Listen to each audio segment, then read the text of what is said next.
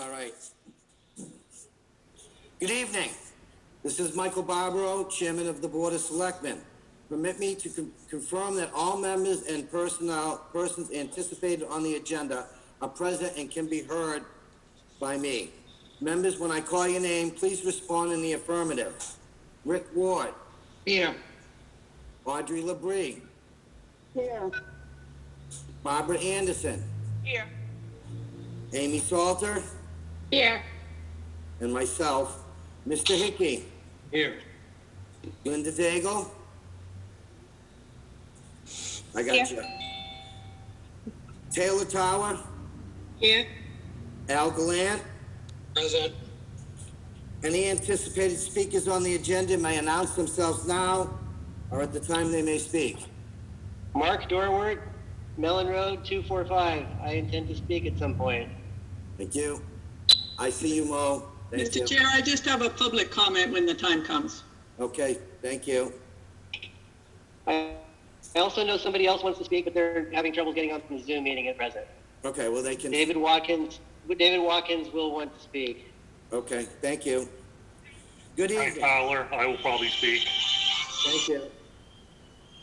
Good evening. The open meeting of the Board of Selectmen is being conducted remotely consistent with the Governor Baker's executive order of March 12, 2020, due to the current state of emergency in the Commonwealth due to the outbreak of the Corona-19 virus. The order, which you can find posted on the town's website, along with the agenda and the materials for this meeting, allows public bodies to meet entirely remote so long as the reasonable personal public access is afforded so that the public can follow along with the deliberations of the meeting. Ensuring public access does not ensure public participation unless such participation is required by law. This meeting will feature public comment. The meeting is convened via Zoom conference, Zoom meeting, as posted on the agenda found on the town's website, identifying how the public may join. This meeting is being recorded and that some attendees are participating by video conference. Accordingly, please be aware that other folks may be able to see you and to take care not to share your screen, your computer. Anything that you broadcast may be captured by the recording. Let me go about the business rules. Meeting business ground rules. Before we turn to the first item of the agenda, permit me to cover some ground rules for effective and clear conduct of the business and to ensure accurate meeting minutes. I will introduce each speaker on the agenda. After they conclude their remarks, the chair will go down the line of the members, inviting them by name to provide any comment, questions, or motions. Please hold until your name is called. Further, please mute your phone or computer when you are not speaking. 6 will mute and unmute your phone. Please speak clearly and in a way that helps generate accurate minutes. For any response, please wait until the chair yields the floor to you and state your name before speaking.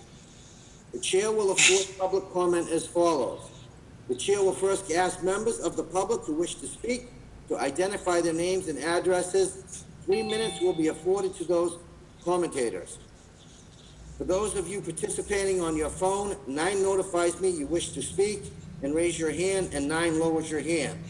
Finally, each vote taken in this meeting will be conducted by roll call vote. Does everyone understand the rules? Okay. So we'll start by the Pledge of Allegiance. I pledge allegiance to the flag of the United States of America and to the republic for which it stands, one nation, under God, indivisible, with liberty and justice for all.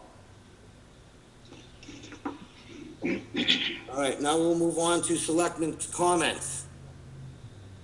Mrs. Anderson. I have none at this time. Mrs. Salter. None at this time. Mrs. Labrie. I'm not hearing you, Audrey. Nope. My apologies. Is that better? Yes, there we are. Thank you. My apologies. Just some thoughts and observations over the last few months. This is a tough time for everyone. I hate these Zoom meetings. It's impossible to get a sense of the other board members and such as you would normally when you're in person, just video or typed comments or whatever. It's very hard. We're dealing with a few tough issues, and I just want to say I appreciate what the board is doing. Hoping that when we come out of this, we'll still be the strong group working for the best we can for the town. When we finally get to sit in a room again and be face to face, or at least maybe 6 feet apart even, but just in a singular room. And my other observation, again, in a Zoom meeting, you have names on the screen. You don't necessarily know who those people are. You can't put a face to the name. Specifically, people who want to speak to, residents who want to speak to an agenda item and such like that. So I appreciate everyone who takes the time to log in and listen to what we're doing and working on making your comments as if we were sitting in the auditorium, being recognized by the chair. Sometimes I hear a few people talking in the background. It's hard to follow the train of thought. So I just ask that you wait till you're authorized, acknowledged by the chair, so we can get everybody's input and then make sense of what everyone is saying. Just a couple of observations that I wanted to make. Thank you. Thank you. Mr. Ward? Nothing at this time. And I have nothing to say. Thank you, Audrey, for those comments. Okay, we have no public hearings.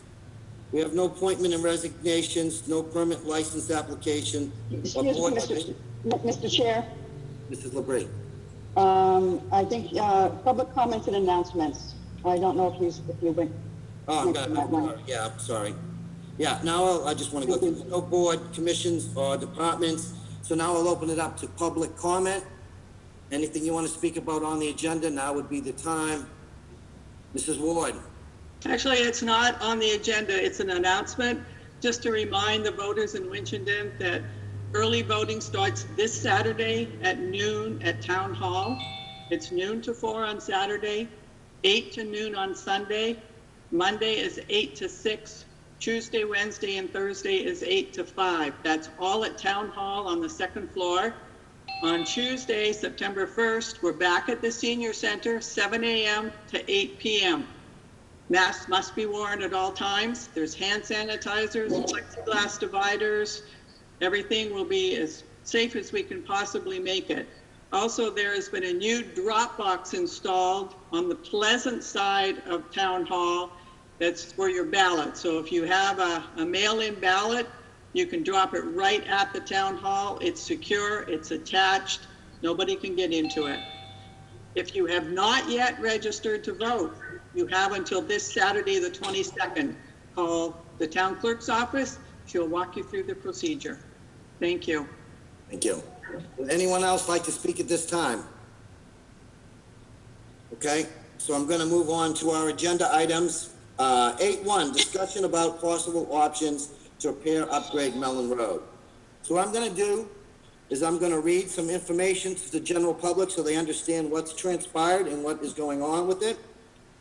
I would ask that everybody hold their comments till I am finished, and then we'll have an open discussion with the board about the options that are going to be before us.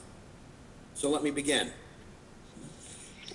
Chronological events of Mellon Road. In 1914, town meeting, Article 25, voted to discontinue Mellon Road for the residents of the late John Q. Mellon to that of J. Shaw. In May of 1984, a letter to the Winchendon Town Council, J. Philip Howard, to attorney Henry Beth stating a small section of Mellon Road was not discontinued and remains a public way. March 2nd, 1989, item 7 of the planning board minutes addresses the Mellon Brook Valley development proposal. The developer agreed to upgrade the road for the approval not required for lots. April 6th, 1989, Mellon Brook Valley presented agreements between developer and the town of Winchendon. April 6, 1989, agreement between the developer of Mellenbrook Partnerships and the town of Winchendon. The town agrees to install, design, size, and provide all drainage the DPW determined is appropriate and necessary, and obtain Conservation Commission approval. Cut surface crown and do final grading of road with the DPW grader and personnel. The Winchendon Planning Board agrees. Sign approved, not required plans for all lots owned by Mellenbrook Valley Company, with frontage on Mellon Road.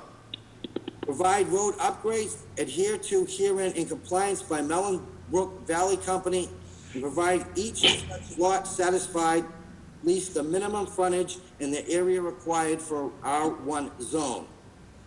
April 6, 1989, addendum to March 1989, stating that DPW director approved Mellenbrook's proposal to remove all trees between the stone walls within the tower right of the portion of Mellon Road beginning at Mellenbrook Valley Company's most.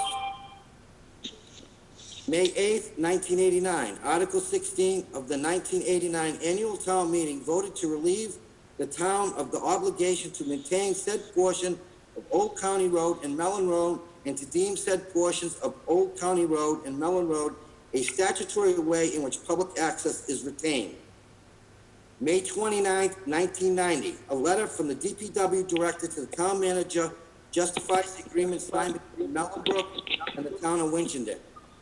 June 4th, 1990, selected meeting minutes discuss Mellon Road with the planning board. October 22nd, 1991, a road construction covenant required Mellenbrook Valley Partnership to deposit no less than 35% of gross proceeds from every ANR lot sold on Mellon Road be deposited in a road reconstruction escrow account until a total of $75,000 had been deposited. The escrow account was held by attorney Henry Beth, who represented the developer. Tracy Murphy reached out to attorney Beth, who confirmed he is not in possession of any Mellon Road escrow fund. I spoke with attorney Beth, who doesn't remember any such agreement, and confirmed that he isn't holding any escrow. I shared the agreement with attorney Beth, who indicated he would let her research his record. September 2nd, 1993. A letter from the Developers Council requesting the town plow and maintain the portion of Mellon Road that was not discontinued.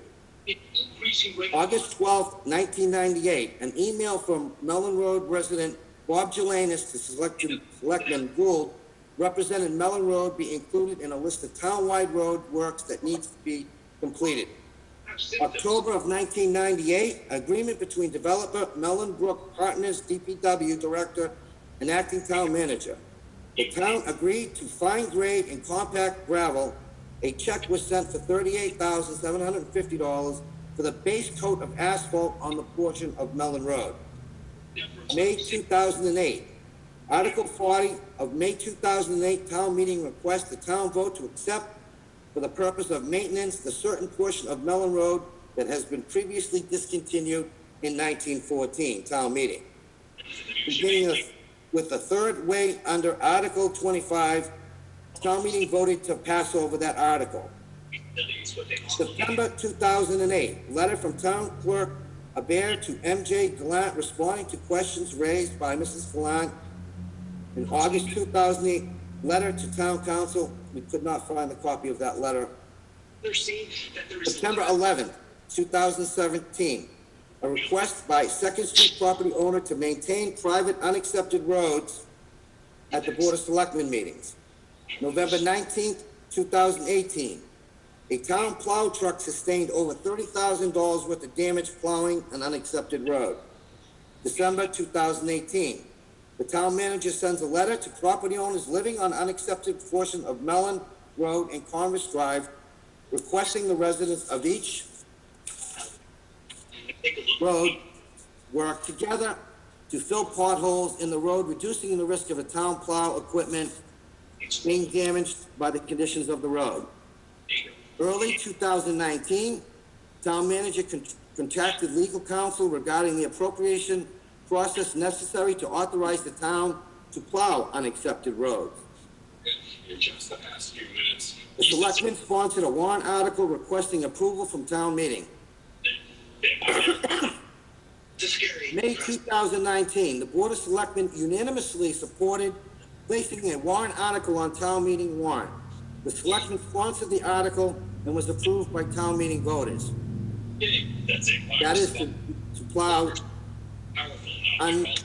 unapproved roads. June 3rd, 2019, the board had a public discussion with Mellon Road residents about the status of the unaccepted portion of Mellon Road. April 20th, April 2020, legal counsel representing 7 Mellon Road residents drafted a letter to town request that the town resume all aspects of road maintenance on Mellon Road. After consulting with legal counsel, the Board of Selectmen agreed to discuss the options, including the acquisition of property below Mellon Road in executive session.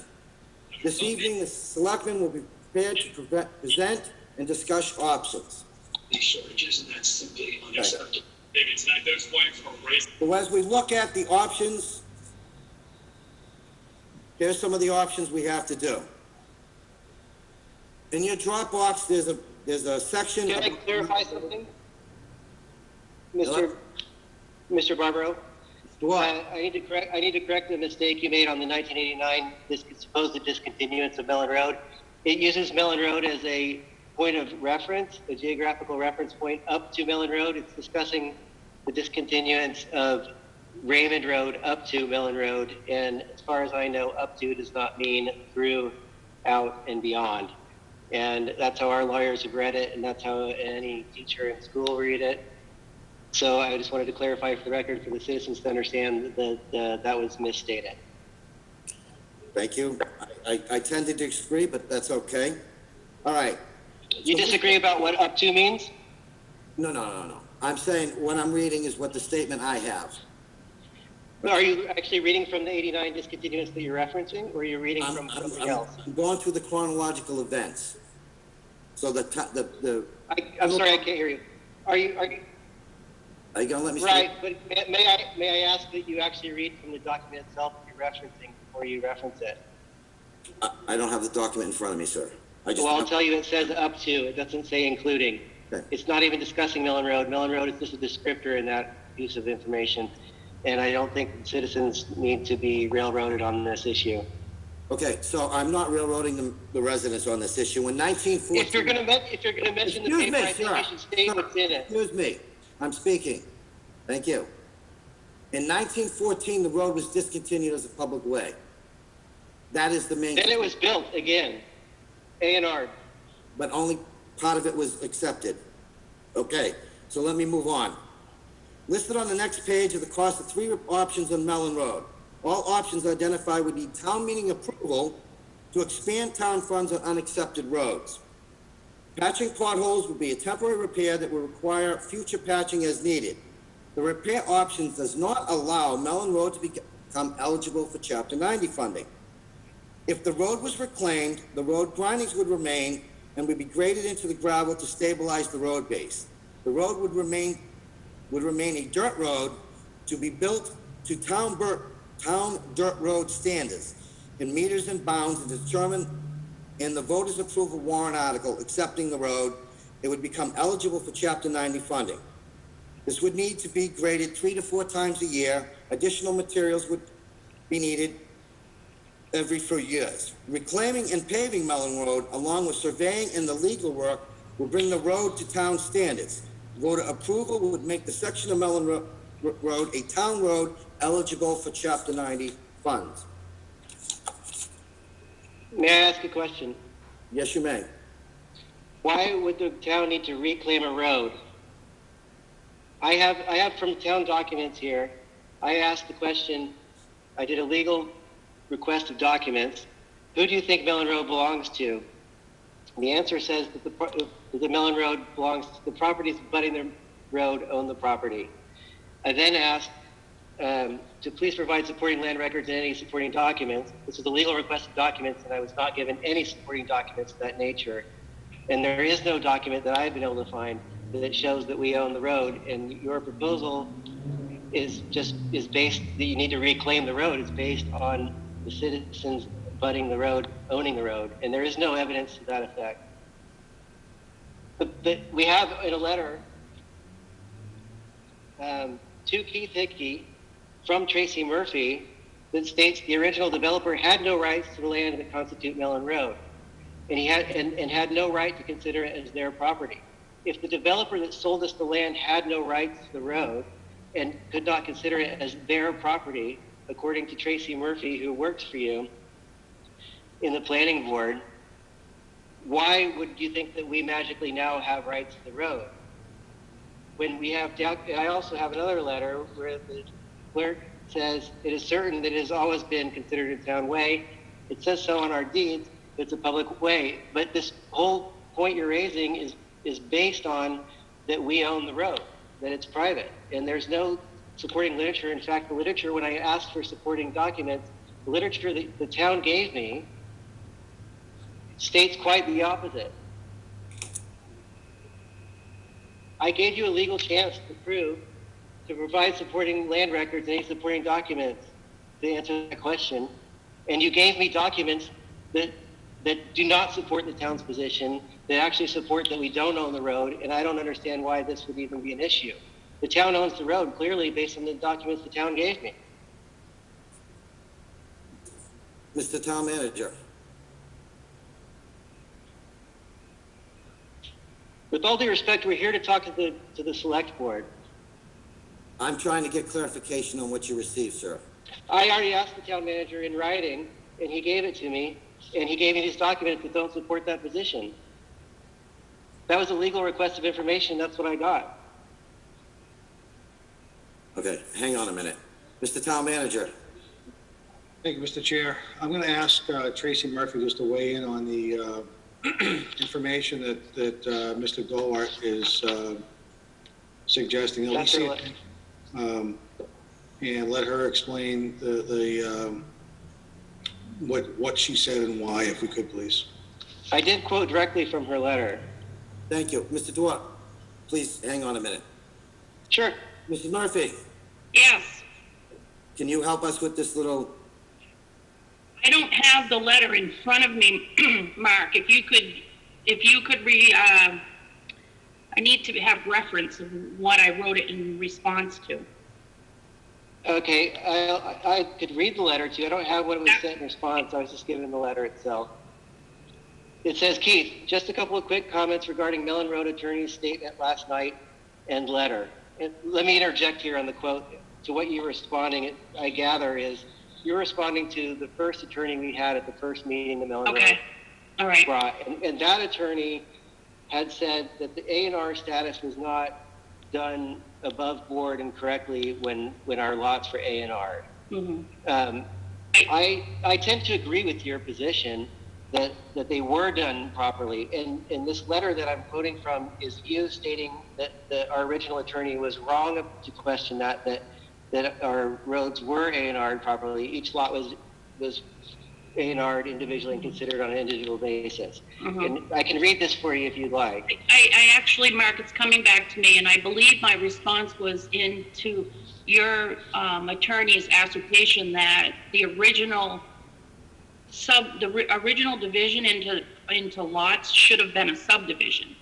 And the reason that I didn't believe that the contractor or the developer could do a subdivision is because where Mellon Road lies, it was I'm sorry, that's not what this letter is saying. This letter is saying that his claim that the A&R lot was not done properly.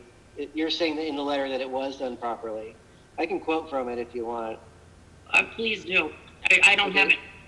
It appears the premise, this is you, it appears the premise that the planning board has acted illegally in entering into an agreement with the developer. It was brought up multiple times that it should have been a subdivision. So sorry, you were mentioning that. The developer's tract of land did not qualify for a subdivision as the developer had no rights to the land that constitutes Mellon Road and therefore had no right to consider it as their property for the purposes of creating a road. The purpose of creating a road is to create frontage. Had the developer not agreed to upgrade the road, their tract of land would have been rendered useless as it would have no frontage. The agreement with the planning board and the DPW is the basis on which to determine the lots would have frontage and nothing else. Again, the developer had the developer not made an agreement to upgrade the public way, you're stating it's a public way there, I interject, the planning board would have been well within its right to deny any attempt to subdivide the property. Contrary to what council presents, that's our council, vital access for each lot were individually. And you go on to explain how the town was correct in their A&R, getting A&R status of the lots. The procedure was correct. And I agree with you. I agree the procedure was correct. Well, it was the But your only, sorry. Excuse me, Ms. Murphy. yes, when you say correct, the, their reasoning for allowing an A&R, because they have, the planning board considers 3 different things when they do an A&R. And if the roadway or the access is on a previously approved subdivision, if it's along a public way, or if it's on an existing way when the town adopted subdivision control. So this way was in existence prior to that. That doesn't mean that it's a public way. It means it's a way, and it can be a statutory private way. And I get that, but what you're saying here is the Excuse me. developer had no rights. Okay, I'm sorry, can I talk to you, Tracy? can, through the chair, the Yeah. chair runs the meeting. Chair, can I ask Tracy you a have question? 1 more minute. You're allowed 3 minutes. You have 1 more minute. So you're saying here the developer had no rights to the land that constitutes Mellon Road, and that's because he wasn't sold that property when he bought it. Yet now we magically have the rights to the road to the point that the town needs to reclaim it. How can we magically have the rights to the road when you're saying here in writing that we don't have the rights to the road, that the guy that sold the property to us didn't have the rights to the road? The town had the rights to the road, and that's why you wrote this. I don't interpret it that way. So we do have the rights to the road? The developer did have the rights to the road? You were wrong when you said that the developer had no rights to the road? No, I'm not saying that. I'm saying that if lots have no frontage and if things are abandoned, then the ownership on the edges of that way come to the center line. I was writing that with the premise that the property owners along that way own to the center line. That's How can we own to the center line when the developer that sold us the land had no rights to the land? It was excluded from the sale when he bought the land. How can we have absorbed the rights to that land? There's no paper trail for that ever occurring, and nobody's been able to answer this. I asked the town if they could provide that in my requested documents a long time ago. Nobody's ever been able to answer that question, how we assumed the rights to the land in the first place. Right. It's not a private road, we don't own it. What? The developer didn't own it. Thank you. Your time is up. Now, let me come back to something that you seem to be missing, and that the contractor entered into the agreement with the town to put a portion of money in an escrow account so the town could finish the road. He failed to do that. I'm not done.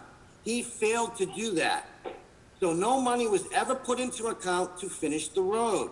So that's why the road was never accepted, because it was never brought up to town standards. That's not the question I'm asking about acceptance. I'm trying to explain. I'm asking why we have the rights to the Please, road. sir. Why do you need to reclaim it? I'm still speaking.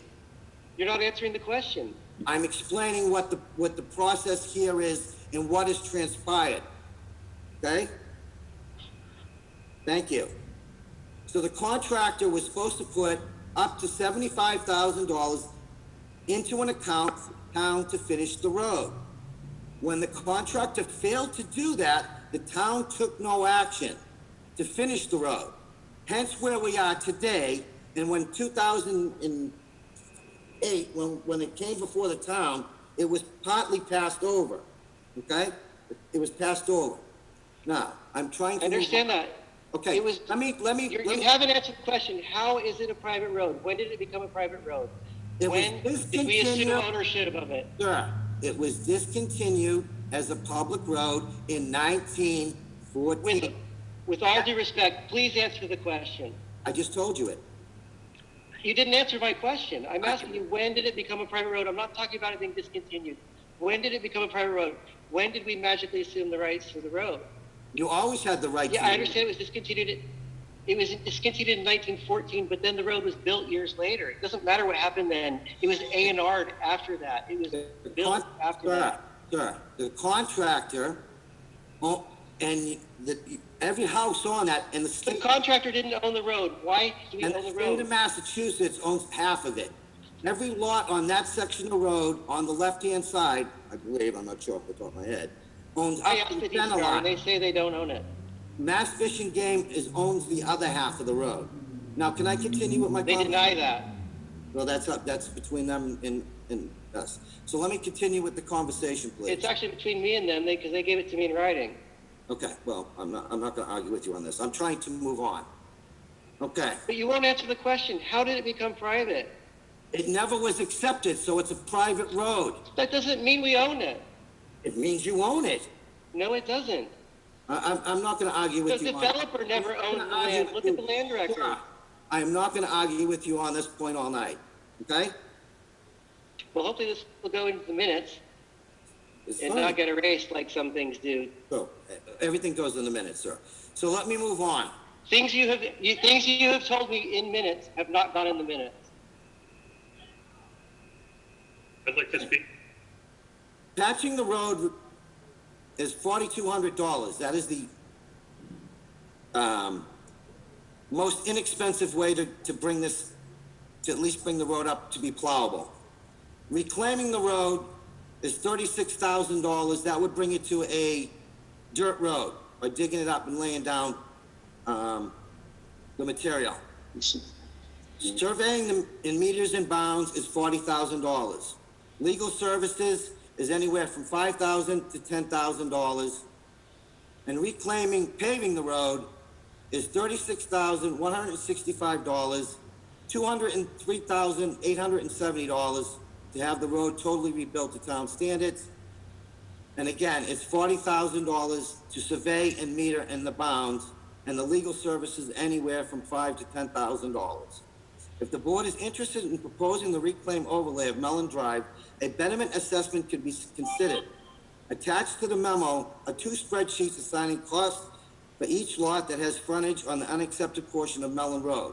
The lot of frontage was used to determine each lot's cost share. The first is the reclaiming option, and the second is a reclaiming overlay option. As you're aware, Mass Fish and Game own a significant parcel of land of nearly 4,000 square feet of road frontage. Mass Fish and Game estimates betterment for the road work is $113,222. Mr. Hickey has sent a letter to Fish and Game asking them if they'd be willing to pay for some or all of their share of the improvements, but has not received a response to date. If the state is unwilling to pay for the betterment, the town will be responsible for the expenses. Now, in your Dropbox is the estimated cost per resident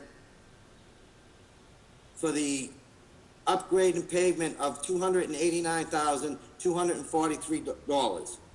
And the betterment would be over a 20-year period. So I'm just gonna go, I don't want to name people's names.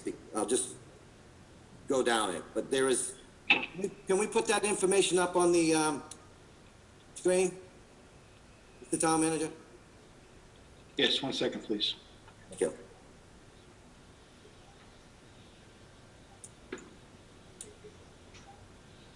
I'd like to ask a question. My name is Bill Shea. Is there a copy of that letter that was sent to Mass Wildlife or DCR available for the public to see? Mr. Town Manager?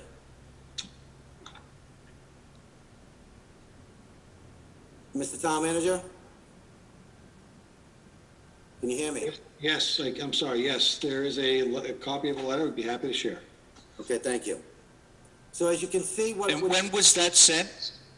Excuse me, sir, you gotta wait to be recognized, Mr. Shea. Mr. Shea to Mr. Town Manager.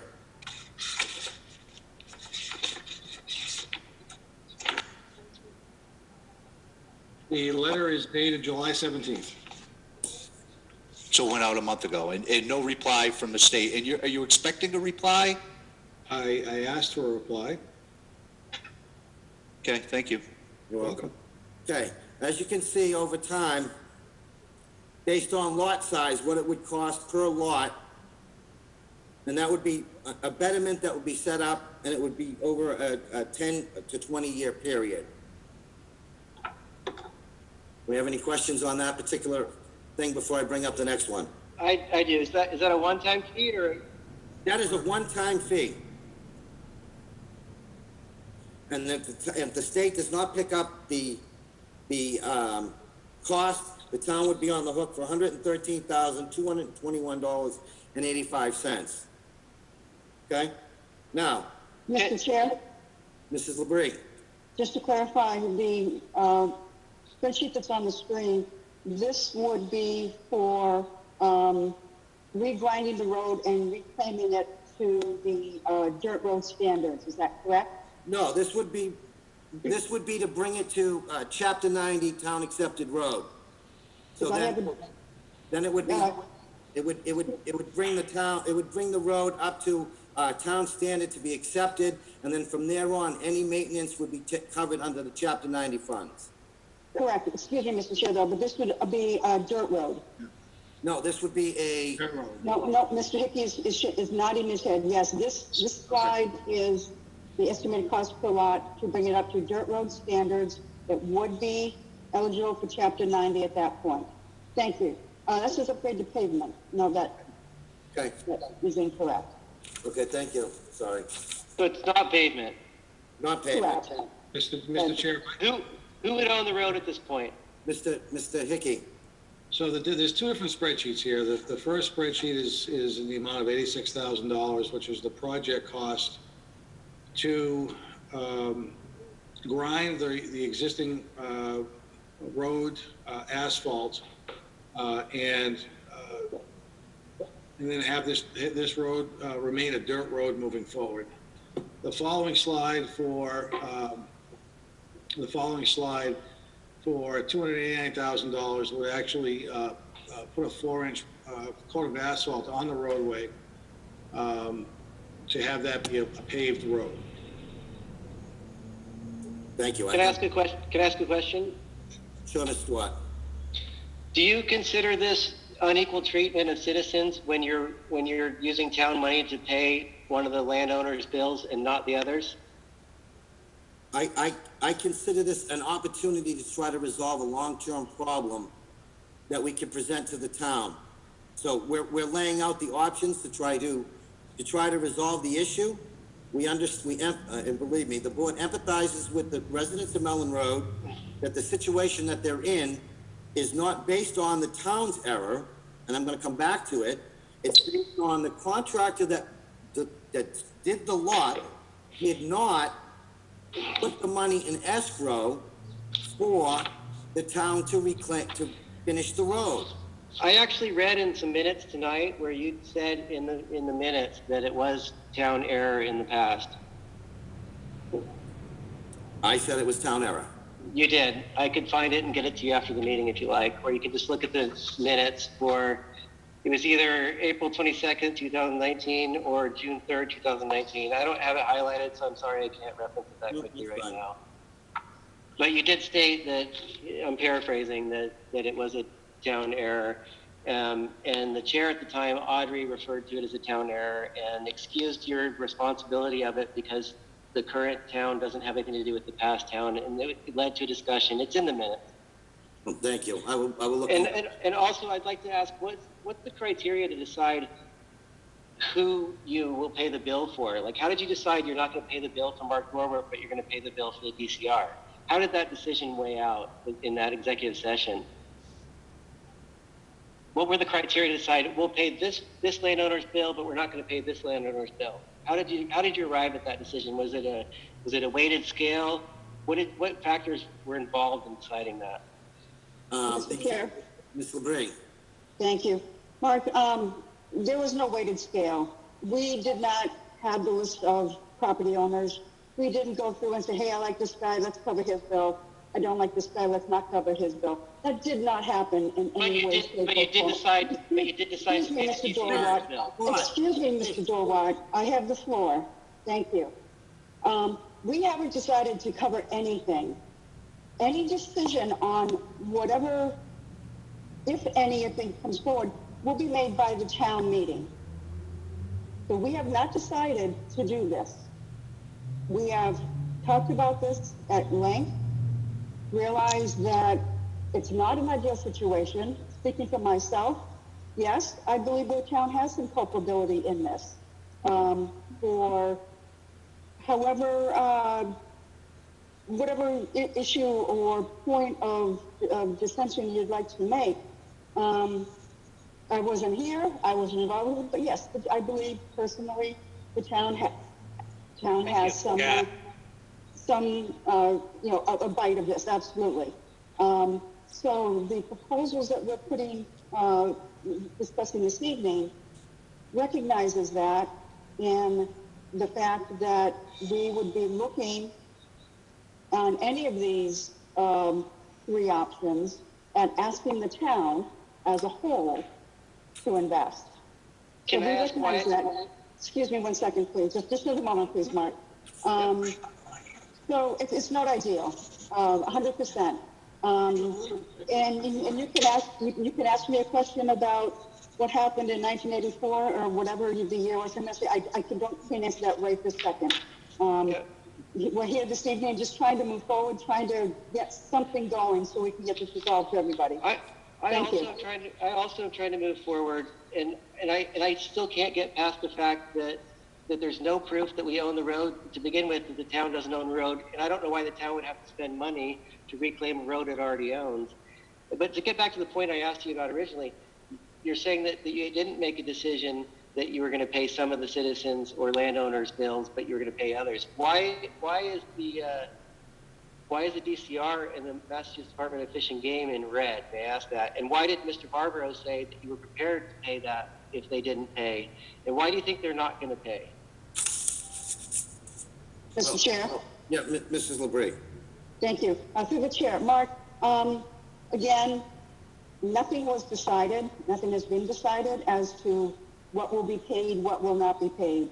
When we realized it was brought to us that the state does own a large portion of that, then obviously the question is, who's going to be responsible for that? Will the state, pony up and pay their share, or would the town have to absorb it if in fact any of this went forward? So again, please, it wasn't a question of we decided to do this for someone and not for someone else. I can tell you that I requested information from them, and they told me that they're never going to put any money into the road, and they essentially don't believe that it's private. They believe it's a town matter. But to that point, why does the town take the position that citizens are supposed to maintain a state forest be its only vehicular access? Why do you think that citizens along one road should pay for an entire state to come to the state forest? Why should we be responsible when it's publicly advertised for people to go there? There's been logging permits, people come hunting there, the public has been invited there. There's documents in town documents that say it's a scenic site to come to. Why are you actively, and why is the state actively inviting public and heavy machinery to come down the road, but you expect the citizens to foot the bill? And then you put in red that and as Barbaro stated, that you're considering, I know you said you're not sure yet, but you are considering paying their bill. Why do you expect us to foot the bill? And why do you expect the taxpayers to foot the bill for the DCR when we're the sole access for a state property? I mean, this doesn't occur anywhere else in the state. What's the reasonable basis for this thinking? Mr. Duarte, please let the town manager respond, please. Sure. Thank you. Thank you. So if the board had a conversation about the portion of property on Mellon Road that the Commonwealth is identified as property on a road, and we were told that the Commonwealth of Massachusetts, if they choose to, can voluntarily fund some or all of improvements like this if they feel as though it's appropriate for them to do so. I don't know what their intentions are. I'd be a little surprised, very frankly, if the state is willing to contribute any money to a road improvement. So the reason that the figures for the state are in red are simply to highlight those, because if the state does not fund any improvements to Mellon Road, those road improvements that would be assigned to the Commonwealth's land would be the responsibility of the community itself. Okay, can I tell you what they told me? Mr. I Fuller, made a request asking if they had any plans to take responsibility for the road or repair it or do anything or have any involvement with it whatsoever.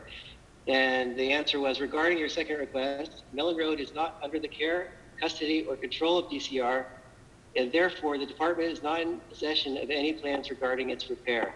Instead, the town of Winchendon may be the appropriate organization to respond to this request. So essentially they're saying that they don't own the road or have anything to do with the repair of it, and they won't into the future.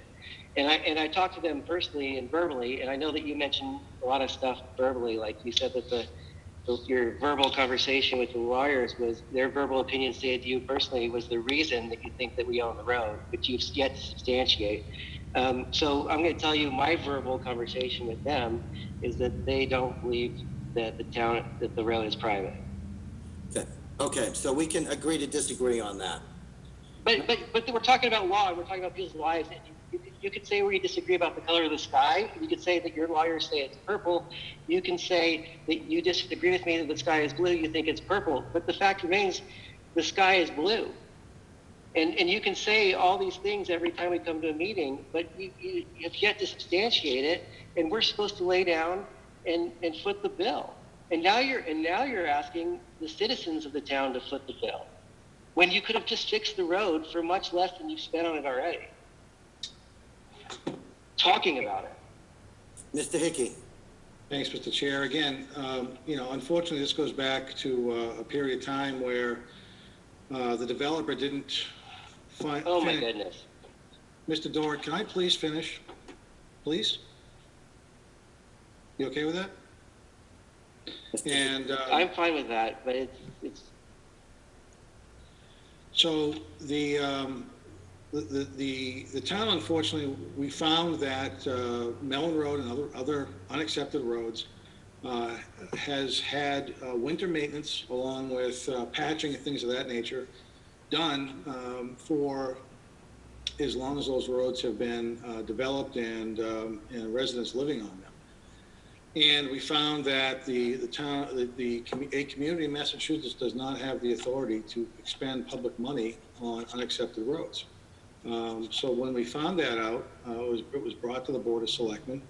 It was discussed at a public Board of Selectmen meeting where the Board of Selectmen unanimously chose or agreed to sponsor a warrant article to bring to town meeting that would allow the town to expend public money on unaccepted public ways, in this case, including Mellon Road. The town still has no authority to expend public money on maintenance of an unaccepted roadway. The town or the residents of Mellon Road could bring a warrant article forward at a town meeting requesting that the town residents allow for the expenditure of public funds to be used on unaccepted roadways. And if the voters of this community voted that the town could expend those monies, then the town would have the authority to make repairs to unaccepted roadways, including Mellon Road. So what the town has tried to do over the last year or so is to try to address something that happened a number of years ago. It's an unfortunate situation, one that we wish nobody was in, and try to allow for improvements to be made to the roadway, if there's an interest in doing so, and proposing options to be able to make those improvements. Those are the options that were presented this evening by the Board of Selectmen that are up for discussion. And that's why the numbers are highlighted for the Commonwealth, and why in all likelihood, the town, if they are interested in bringing forward some type of an opportunity to improve Mellon Road, is going to have to absorb the costs that would be assigned to the properties on Mellon Road that are owned by DCR. The DCR ownership situation, I'm not sure who was spoken to. I'm not really sure, frankly, it matters. Bottom line is our tax records indicate that the Department of Culture and Recreation own a large parcel of property with over 1,000 feet of frontage. I'm sorry, over almost 4,000 feet of frontage on Mellon Road. And it's their decision solely as to whether or not they have an interest, unfortunately, in contributing towards the repair costs of that road. Can I point out something? Sorry, Mark, but can I point out something? Who is this, please? My name is David Watkins, 235 Mellon Road. Okay, you may speak. Thank you. I have a question for each board member. I'm wondering if each and every board member, will start with you. Mr. Barbaro, did you, in fact, read my attorney letter from McGregor and Legier in its entirety? Please answer. No. I sent it to That's what I figured you'd answer. Now, Ms. Labrie, same question.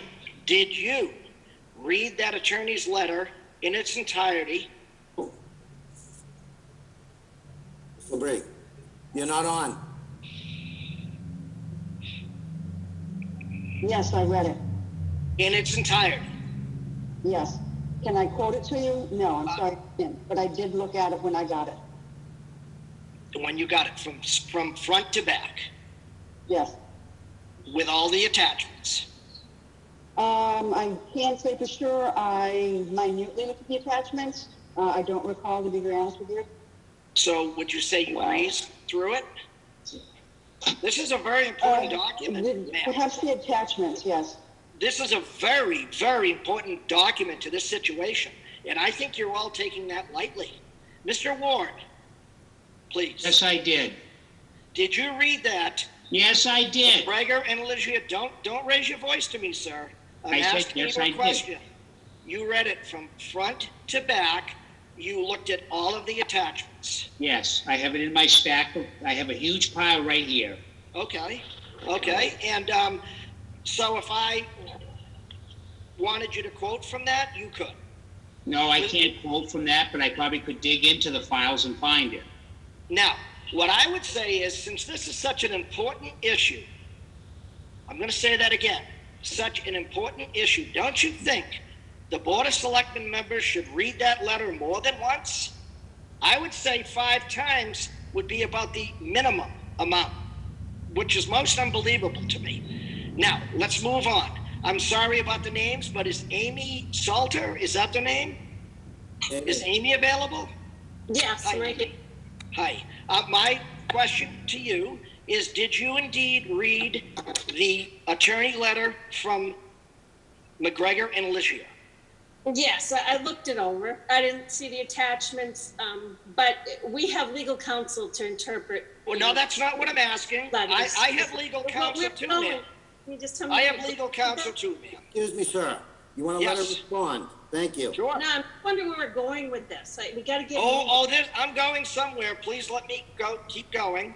We only have one more member. So please, so that would be a no. You did not look that letter over sufficiently. No, excuse me. That's not what I said. I said I looked it over. You breezed through it.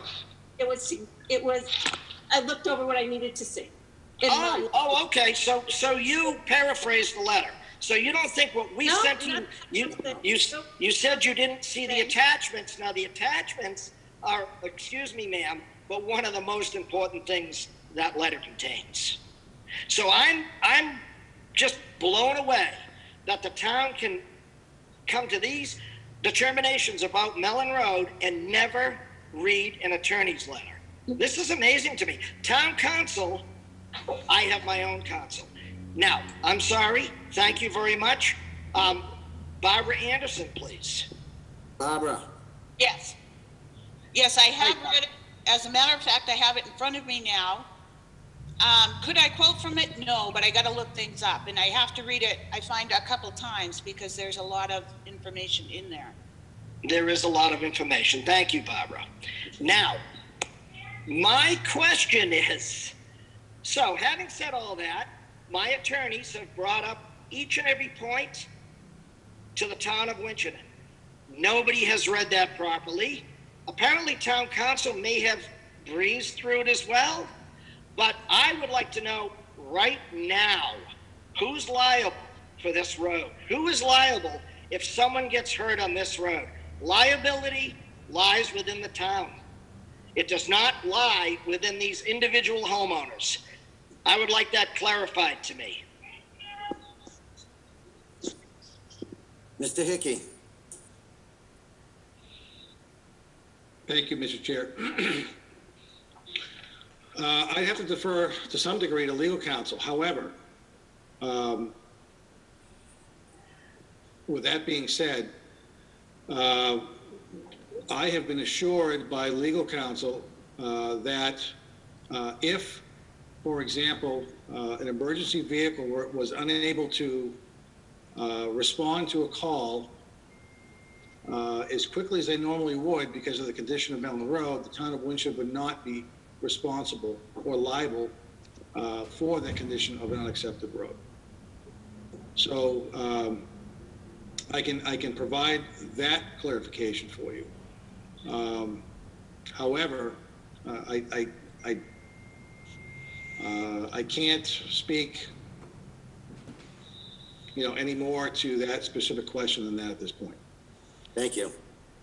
And I'm sorry, but I'm still here. And why can you not answer that question, Mr. Hickey? I think it's because you haven't given it much thought. And I also think, Mr. Hickey, you and I have had more than one conversation on this matter. I believe the first attorney's letter, I'm going to quote you on this. On the telephone, you said to me, yeah, I breezed through it. I don't have to look it over. That's what you told me, Mr. Hickey. I don't recall saying that, sir. I'm sure you don't. Okay, so I'm sure you don't, but I do. And I will tell you further that there's 19 residents here, and are they responsible for this? Because I can't believe they are legally responsible. This is an absurd mess that happened 20-something years ago, and the town is 100% responsible for their input 20 years ago, 25 years ago, last week. It's all the same. The idea that you say that it was 20 years ago means it can go away. We're the victims here. The idea that there was money set aside, I was told that as well. Matter of fact, it took me a solid year to close escrow on my lot because I got all my T's and I's in place. And it's very upsetting to me that the town that I've truly grown to love has thrown us out, because you certainly are collecting the tax money down here. In every document I've seen when I've met with attorneys, we are 100% correct at this. The town did not do their job, period. That is start to finish. You folks need to read what's given to you, and I mean everything. I'm not talking about my attorney's letters. Okay, sir, I'm saying time is everything. up, sir. No, I don't think it is. It Mr. is Brown. up, sir. You Let are me allowed please 3 let me minutes. please finish. Let him speak. Let me please finish. I think the town needs to look into this further, and so they can fully understand what happened. I think the planning board understands what happened. I know they do. I have documentation that states they do. I have documentation from the planning board that says Mellon Road, even the discontinued portion, and I'm going to say alleged discontinued portion, will be always town maintained. That's in minutes. Would you like to see that, Mr. Barbaro? Because I have it. And that's from one of your meetings one of your meetings. So what I'm getting at is the paper that really seems to only matter is whatever Mr. Hickey and you, Mr. Barbaro, say matters. The rest of the papers don't seem to matter. I don't think so. The law is the law, and I'm going legal on this one. Thank you. Our lawyers don't understand, and we do not agree with certainly any of what your findings are tonight. The town owns the road. They've always owned the road. It's a town way. When you A&R a lot, it has to be onto a town-maintained way. That's the legalities involved in that. Excuse me, sir. Thank you. Yes. Thank you very much. As far as Mike, what I'm reading, we send our stuff to the lawyers to get interpreted when issues come up. As far as Mellon Road is concerned, I think everyone on this board empathizes with the situation you're in. We've been trying to find a way to resolve this in the best way possible. Unfortunately, because... If you were trying, you would read. Excuse me, sir. I'm speaking. Unfortunately, that piece of road is an unaccepted road at this point. What this board has done has gone to the town to get town permission in a vote to maintain plowing during the winter, which we have done. We have had multiple discussions on this. We've had multiple back and forth with the lawyers. The lawyers send us the letter and interpret the law the way that they're being paid by this community. Now, I'm not going to sit here and argue with you all night over the legalities of the road. I'm trying to push forward a discussion about what we can do about it with the board with an upcoming town meeting. Mr. Hickey said it's not legal for the town to work on the road. If you read the town bylaws, the town can work and repair a private road or an unaccepted road. It's in the bylaws of the town that you're chair of. I suggest you read the bylaws of the town you represent. Please. Read your own bylaws. Sir, if we propose an article and it passes town meeting, it can be done.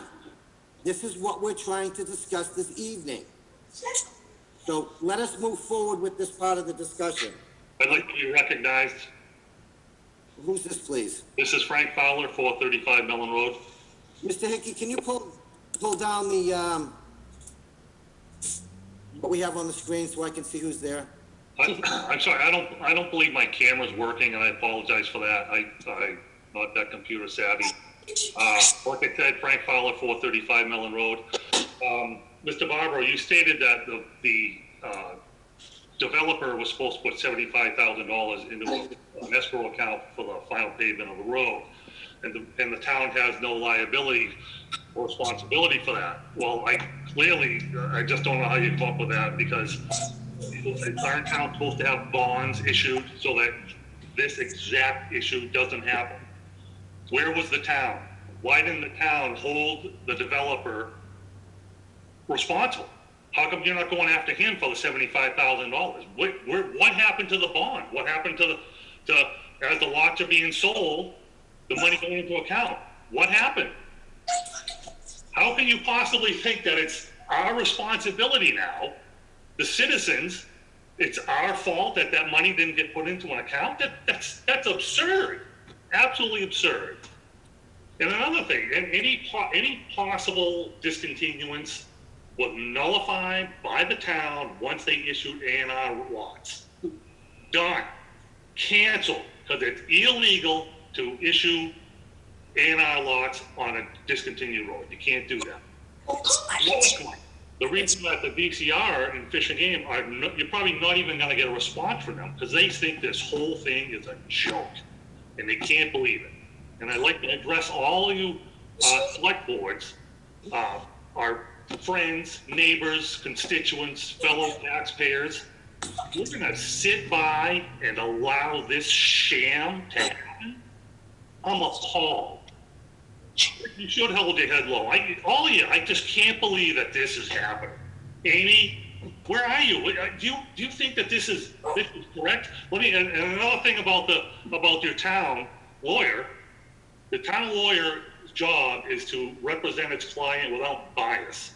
If a murderer says, I didn't do it, that lawyer's job is to defend him without bias, because he said he's innocent, even though he did it.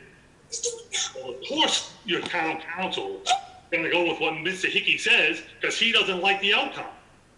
Letting them go on and. Okay, so let me start this. First of all, I wasn't here in '98. No one on this board was involved in this process. It doesn't absolve you of your responsibility. I'm not arguing that point if there was responsibility. The town should have probably gone after it. They should go after it now. They should fix it now. Excuse me, I'm speaking. Please do not interrupt me or I'll mute you. Do we understand the rules now? We do. You're Okay. speaking nonsense. Then let me finish. Again, none of us were here, none of the planning board was here when this took place. It doesn't matter whether you're here or not. Excuse me, Government doesn't sir. change every time somebody's new voted elected. The law doesn't change when we get a new president. Thank you. Again, none of us were here when this happened. That's absurd. Can you keep him muted, please? All we've been trying to do is find a way to resolve this issue. Now, there is no simple answer here. We hire legal counsel. May I speak? Not based, excuse me, it's not based on what we tell them. It's their interpretation of the law and the things that have transpired. Does it make anybody happy? No. I can assure you that the Board of Selectmen is not happy that this situation has transpired and that we're stuck to deal with it. We're trying to deal with it in a manner to make sure that it's done properly. Now, we can agree to disagree, and I understand that, and I'd be upset too, that the road is unaccepted. But that's where we are today. I'm trying to talk to the Board of Selectmen about possibly trying to resolve something this evening. Now, we could spend all evening arguing points back and forth, but that's not going to get us anywhere. Okay? So now I'm going to move forward to the Board of Selectmen on the three. May I speak, please? No. I have to let people be recognized. It's a democracy. Everybody needs a right to speak. I want to hear them. So, who is this, please? Jason Tavares, 255 Mellon Road. Okay, sir. So, as I see it, the town could accept the road as is and then spend town money on it. Because the town can accept the road in any condition. It doesn't have to be improved for the town to accept the road. So, by that being said, it can be accepted as is and then improved later with town funds. Thank you very much. Okay. They cannot be accepted under town standards now. Okay? So let us move forward. It was accepted when it was A&R'd. It was. It did have. I'm trying to move forward with this discussion. We can sit here and argue all night. Permits were issued. Again, I'm not going to go through this. You can say the sky is. Right. All right. So, the three points before the board are a quick pothole patching for $4,200, a reclaiming of the road, we bring it to a dirt road status, which would allow the Chapter 90 funds to maintain it, and then a total reclaiming of the road to bring it up to pavement. All these would have to go, a warrant article will have to be written, and then it would have to go before the Finance Committee and then again before town meeting. I'm going to open it up to the board for discussion. Mr. Chair? I'm sorry. Mr. Ward. Pardon me, I didn't get a chance to speak. I raised my hand, I didn't call on. I'll give you a few minutes. My question is, so I understand that you've laid out this plan to have the citizens of the road pay additional money, okay? But you've opted, or you're opting, okay, not to have the state pay it. So instead of going after the state, you're going after the little guys for extra money for a road that we've already paid for in residents and we already paid taxes on the road. So I don't understand how you can justify going after citizens and not going after the state. Because if you're going to force our hand to make us pay for the road, then you should you should do the same thing for the state. So my question is, why are you not going after the state as hard as you're going after us? Mr. Hickey. Why do we always refer to Mr. Hickey? Mr. Hickey works for the town, for the select board. We're here to speak to the select board. I don't understand this forwarding to Mr. Hickey. You know what? We didn't have any problems until Mr. Hickey showed up in town and told us we were going to cut the Winchendon budget, okay? Mr. Chair. Since then, he's slashed these Point of roads. order. Sir, I'm sorry, what, did I say something wrong? Getting into personalities. I'm not getting into personalities. I said when he arrived at the town and he started to trim the budgets. Okay, so we didn't have this problem until we went about trying to cut budgets, okay? So in an effort for him to sustain his position, okay, he slashed costs. And he slashed it to the cost of the citizens. And I am appalled, really, that the select board would let citizens take a second seat. We're all good people down here. We're all paying our taxes. You got all our tax money, right? Nobody's behind on their taxes. We're all paying. When we requested an abatement, we were denied that. So you're going to come after us for additional money, okay? You deny an abatement, yet you refuse to go after the state. And I think the reason you go after the state, you're not going after the state, is because you're in a terribly weak position, okay? Because legally, the town has responsibility for this road, okay? It's criminal that people did not review the letters that we've had the lawyers work on for us, okay? okay. It's criminal. Are you done, You're sir? forgetting the role of your position here, and that is to represent the citizens, all of the citizens in the town. Okay, thank you. So as far as the state's concerned, we can go after them as best we can. If they refuse to pay, then nothing gets done. So what we're trying to do, if we have to pick up the cost, is to make sure that the road gets done one way or the other. That is. What if we can't pay? Excuse me, sir. Excuse me, what if we can't pay? It goes on a Please payment. answer. So what would happen is, over a 20-year period, or 10-year period, I'm not quite sure what it is off the top of my head, that it would be paid off in little bits and pieces on your tax bill. If you don't, or when you sell the house, it gets paid, one or the other. Now, I need to move forward with this conversation, so I'm gonna You open it told me Mi- excuse Mr. Please. Mr. Watt, please. Please let me talk. No, I will not. You've spoken different. quite enough. You've spoken quite enough, sir, this evening. We're trying to move forward now. You Mr. just- Ward. Mr. Ward, In an, Mr. Ward. in a, Mike, you told me you own my property. Mr. Ward, please. You told me you would property. my question, maybe you can answer it, maybe the town manager. When I'm looking at this reclaimed schedule, and then I'm looking at the paved road schedule, the only way this works, and I think we have 23 residents, 24. The only way this works is, if I believe the way I'm reading this, is all residents must agree to this for it to take effect, right? Mr. Town Manager. That's correct. So if one person says they don't want to do it, it doesn't go, it doesn't fly. That's my understanding. Okay. Mr. Chair, can I speak? Ms. Anderson, please speak. Thank you. I went up to Mellon Road today and walked it. It took me forever. And it is really in deplorable condition right now.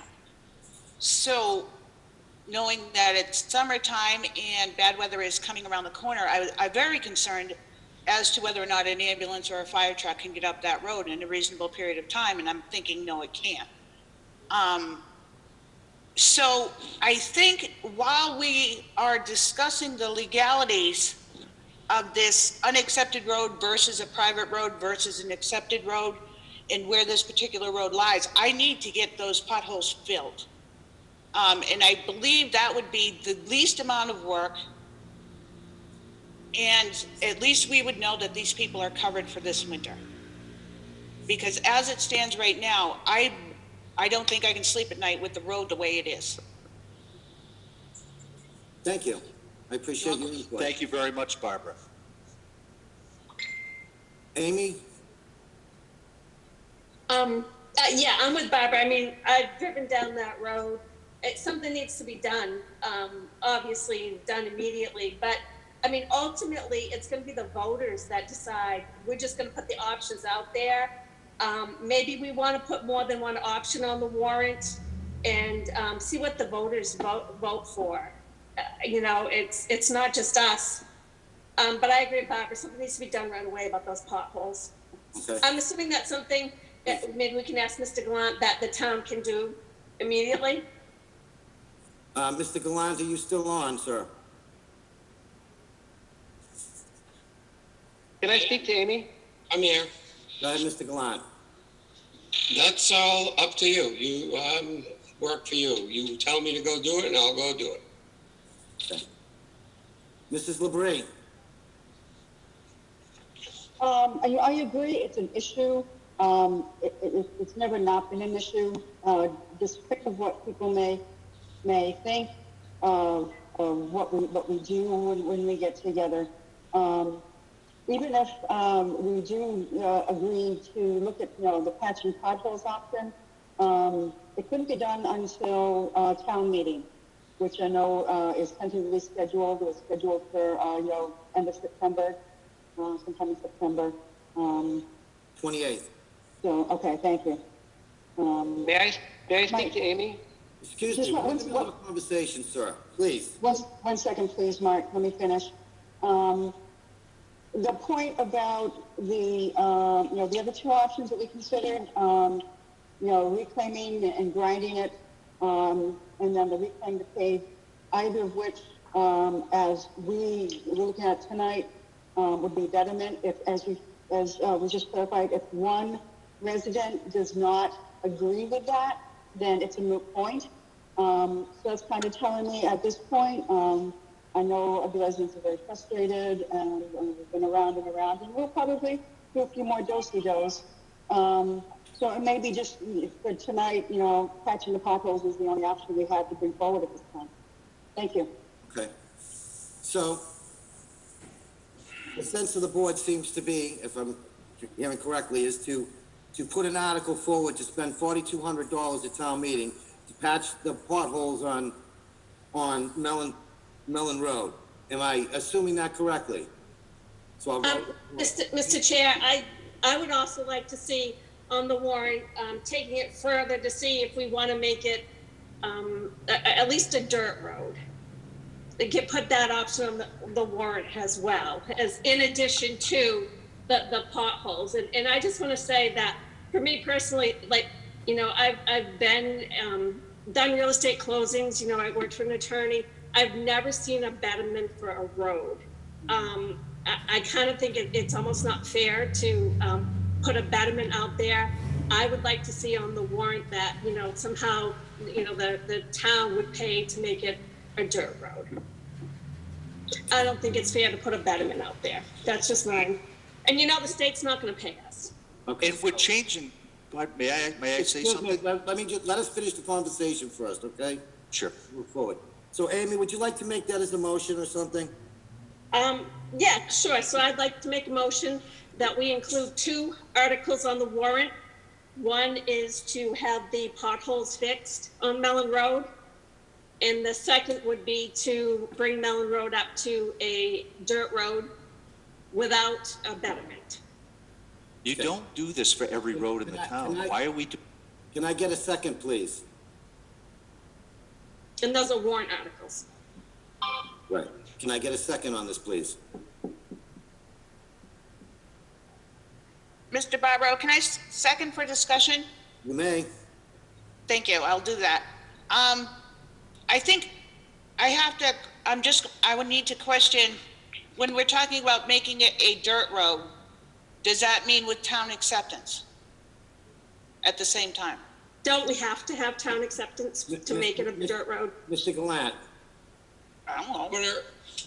For us to do anything on that road permanently, we need to hire the lawyers and figure out who owns it first. That has to be done first.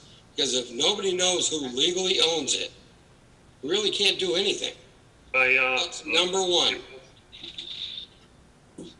Okay. you're making this warrant.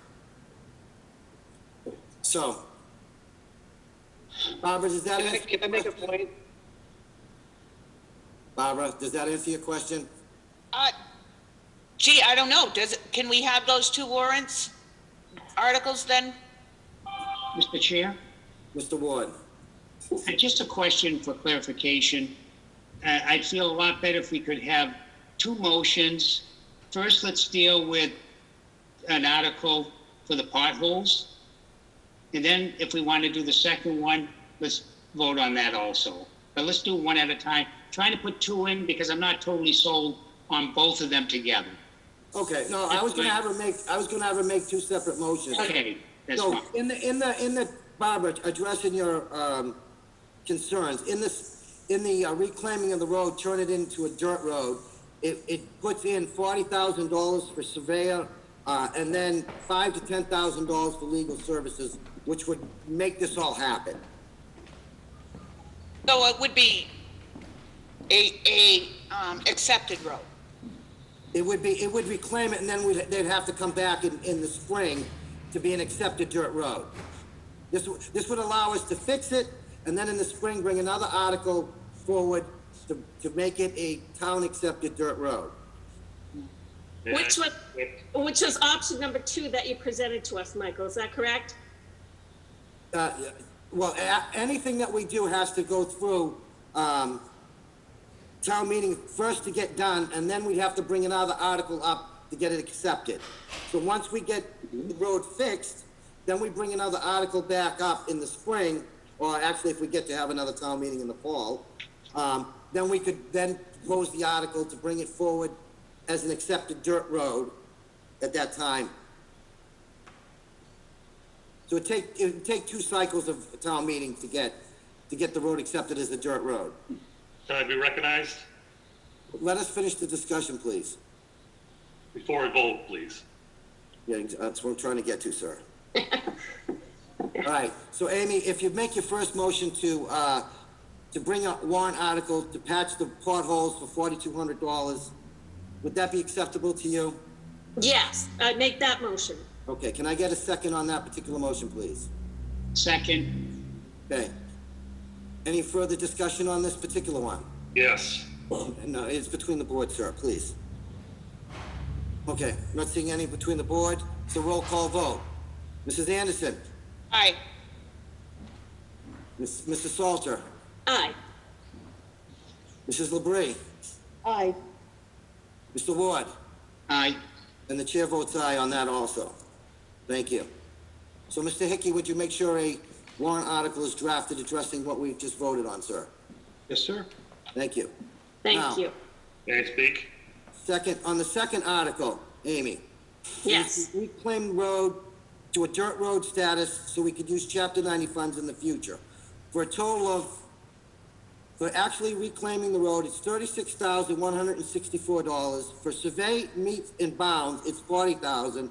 And legal services from $5,000 to $10,000 at a total of $81,165 to $86,165. So I would go with the higher figure because we can always reduce it if it comes in less. Does that make sense to you? So the total would be $86,165. Would you like to make a motion on that, please?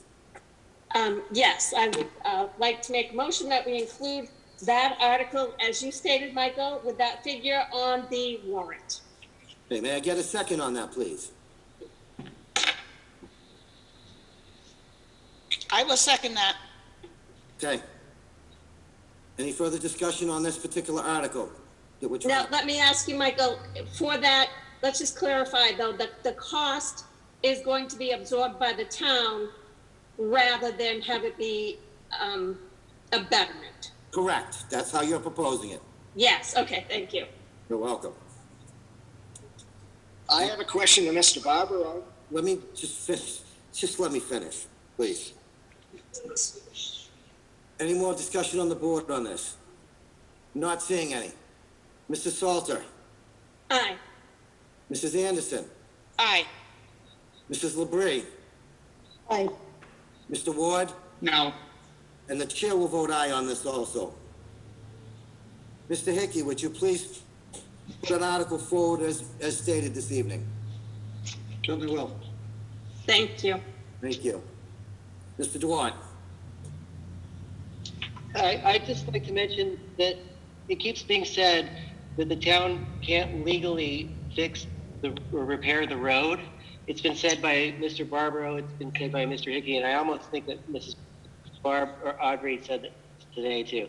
But anyway, it keeps getting said, like it's this underlying theme. But if you look at the town bylaws, and please don't interrupt me on this one, I know I've done it to you, but you won't let me say this. In the town bylaws, there is a bylaw in Winchendon that states if there is a petition by the citizens that to fix potholes on any road, whether it's private or discontinued or what, not discontinued, but unaccepted or whatever, that the town manager and the head DPW are to go out and look at the potholes. And if they determine that they are dangerous, then they are allowed to expend town money and equipment to fix it. It's in the town bylaws. It is not illegal for the town to repair any road. It's in the bylaws. Please read the laws of your own town. Thank you.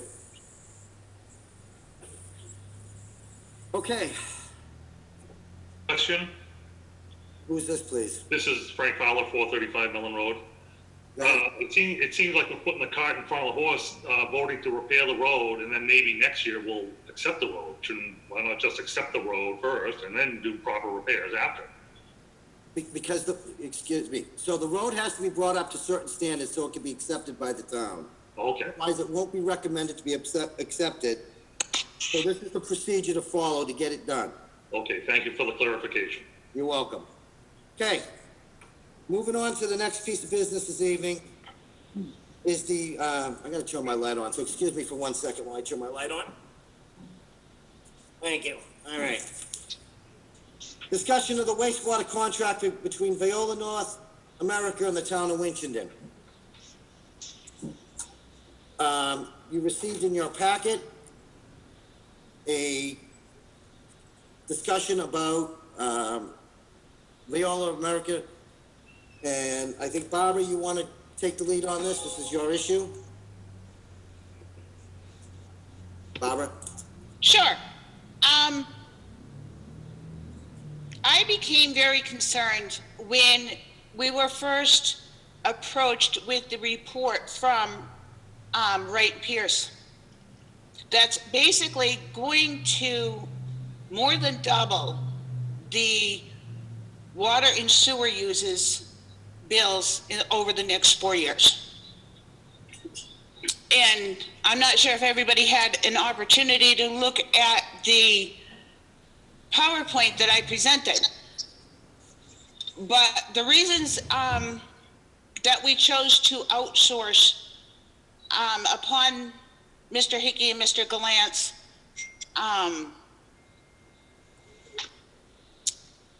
recommendation is because they told us it would be cost effective for the town, that the labor, because of the specialty licenses that were needed, especially at the wastewater treatment plant, it would be easier for a large company to get the qualified employees, and they would be able to cover vacations and time off and whatnot because they had such a large workforce. Moving right along, it was very difficult for me to research anything on Veolia because when you first look them up, you know, you're usually presented with most of their corporate stuff. So pages down on if we look at the current rate survey that they provided us in their report, Ashburnham is by far the most expensive in the area. And I wanted to point out that Veolia also manages Ashburnham's water, as well as their sewer.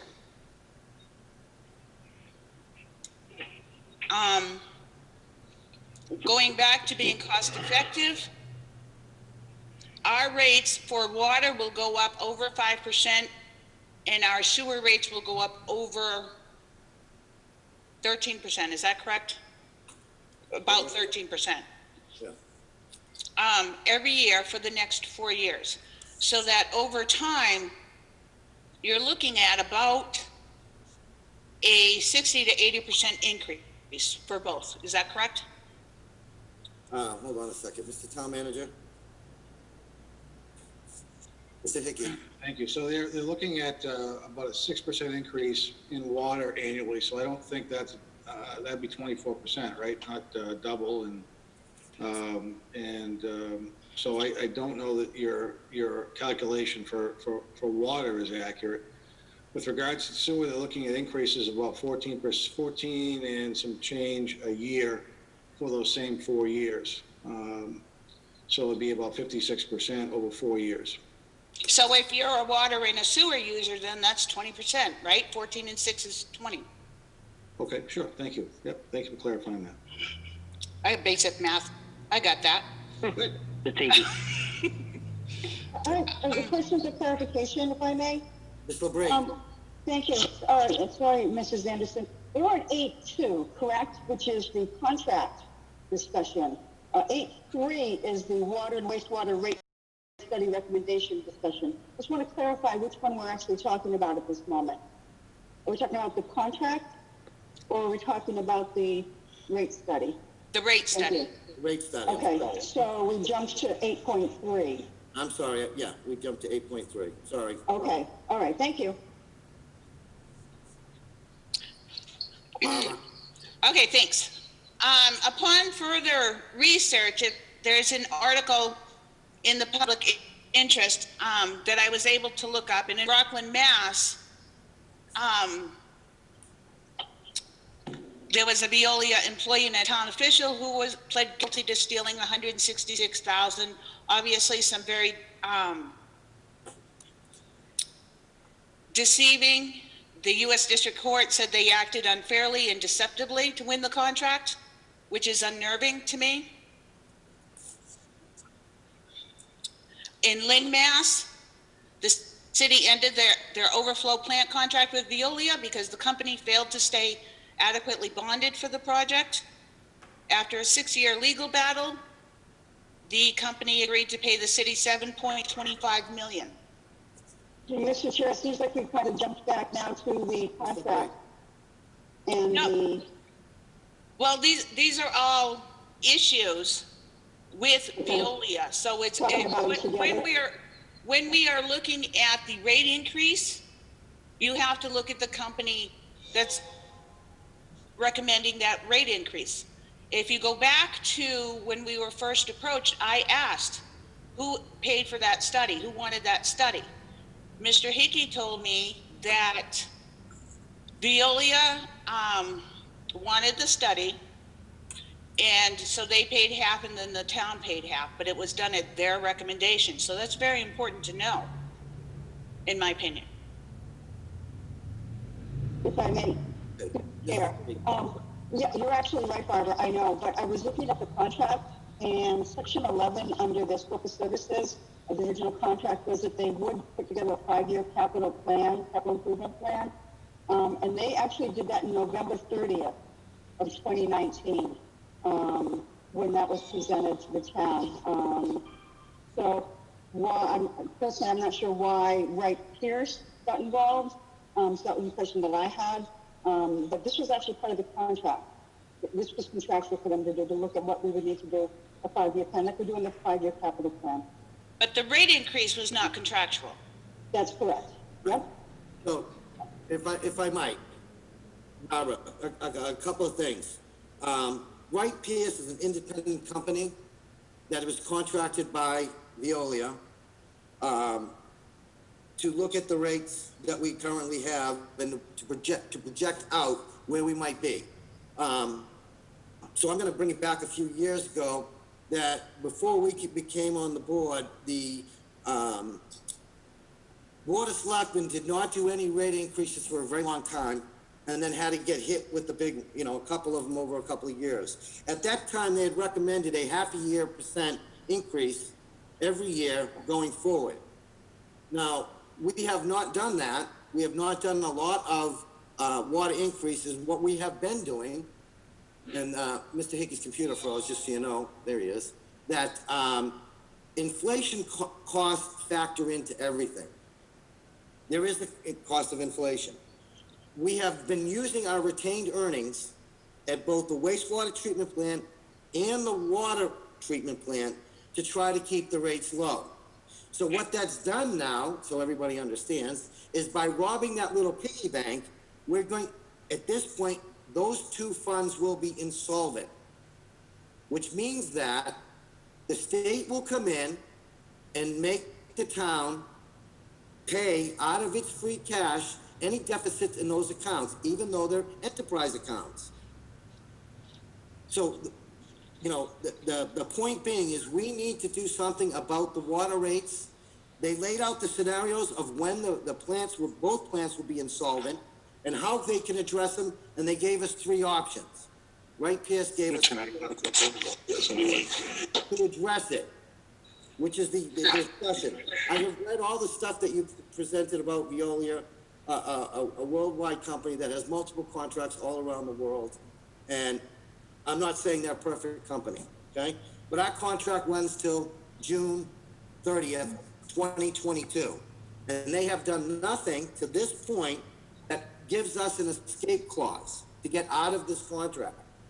They have been running the plant, as they brought the sewer plant back online, to their accepted, they have saved us money in multiple ways. They've used the recycled water, which wasn't being used before. They came to us and said the chemical usage going into the wastewater treatment plant was not right, and they could adjust it and save us money. That has taken place. And those costs were laid out to us at the beginning of the contract, what we would save in it. Not only that is they have been making improvements to both plants using funds. So at this point, when we look at what is the sustainability of both of these plants and what we need to do to keep them solvent, the 3 things were laid out in front of us, and the least, you know, damaging would be the 4-year plan of small rate increases. Not only that is we've lost major water users over the last few years, so the burden falls on. I'm a water user. I'm not a sewer user, but I'm a water user, and I can tell you, I'm not happy to have to pass it. But I understand the cost of inflation, and that the water rates have to go up to keep up with it. Otherwise, both accounts will be insolvent, and the state will step in and take our free cash and make it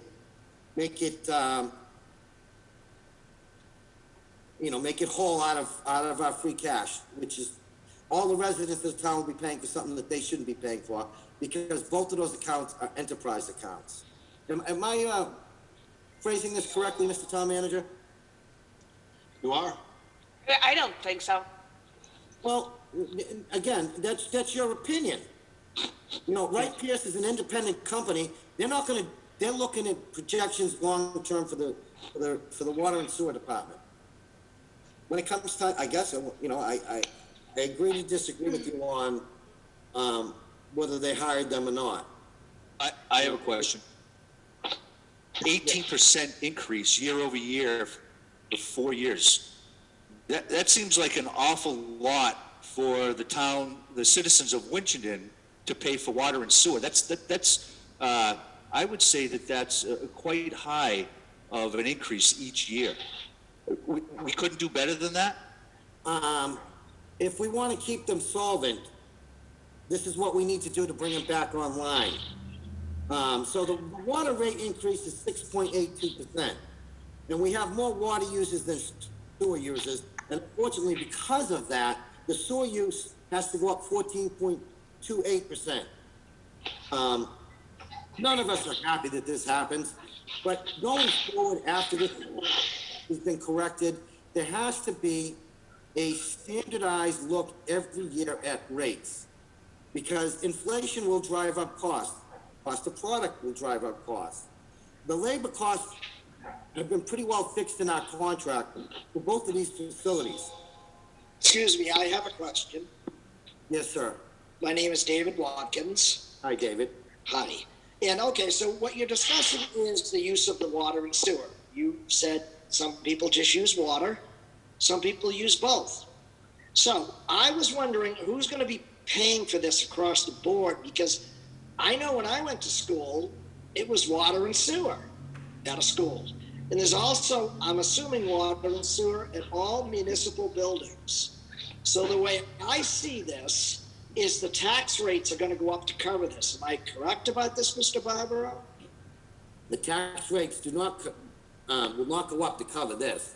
The water and sewer department are what's called enterprise funds. Mm-hmm. They run all by themselves. So let's say a water user like myself will pay the increase of 6.82% for the next 4 years. I just happen to have water. There are more water users than sewer users in the overall district. And unfortunately, because of that, we don't have enough flow. The reason why the water rate is been put back onto the ratepayers is because the Winchendon School used to water the golf course. They were a big, huge user of that. They no longer do that. So we've got less people using the same amount of water, but the costs still are there. Is that making sense? It does, but so my question was, Mr. Barbaro, is ultimately, is that going to be like put into the school budget? How is this paid for something like that? I don't understand that. In other words, as a taxpayer, it's going to have to be passed along somewhere for these municipalities. Hold on a second. Mr. Town Manager. Thanks, Mr. Chair. A couple of things if I could. Any municipal building that is connected to either water and or sewer would have to pay for whatever the additional charges were if the water and sewer rates were increased. That money is going to have to be absorbed in the different departments' budgets, ultimately to, again, not to exceed a 2.5% tax rate increase as per state law. The issue. So it does affect the school budget. Can I finish, sir? Sir? Sure. Thank you. You may. Thank you. I appreciate that. It will in fact impact the school budget certainly if they have, and they do have water and sewer at all of their buildings. The challenge we're having here isn't the expenses. The challenge we're having with the water and sewer department is a reduction in our revenues for a couple of reasons. We have used, and for example, in fiscal 20, we used $80,000 in retained earnings for water, and we used, I believe, $220,000 in retained earnings for wastewater. So we don't have those funds available to us anymore. So we already have a shortfall of both $80,000 and $220,000 in water and sewer, respectively. In addition to that, the Board of Selectmen back in 2016-17 adopted a water shutoff policy. So if water and sewer users didn't pay their water and sewer bills and wouldn't work with the town or didn't want to reach out to the town and work with the town to come up with a repayment policy for what was outstanding in their water and sewer bill, that water was shut off. And by doing so, when the water came back on, those water and sewer bills were paid. In the past, what used to happen was that people were allowed to have their property lien for any type of outstanding water and sewer bill. And by doing that, it alleviated the need for them to pay their bill immediately. It accrued principal and interest over time. So when they went to refinance something, when they went to sell their house, things of that nature, those lien water and sewer bills had to be paid.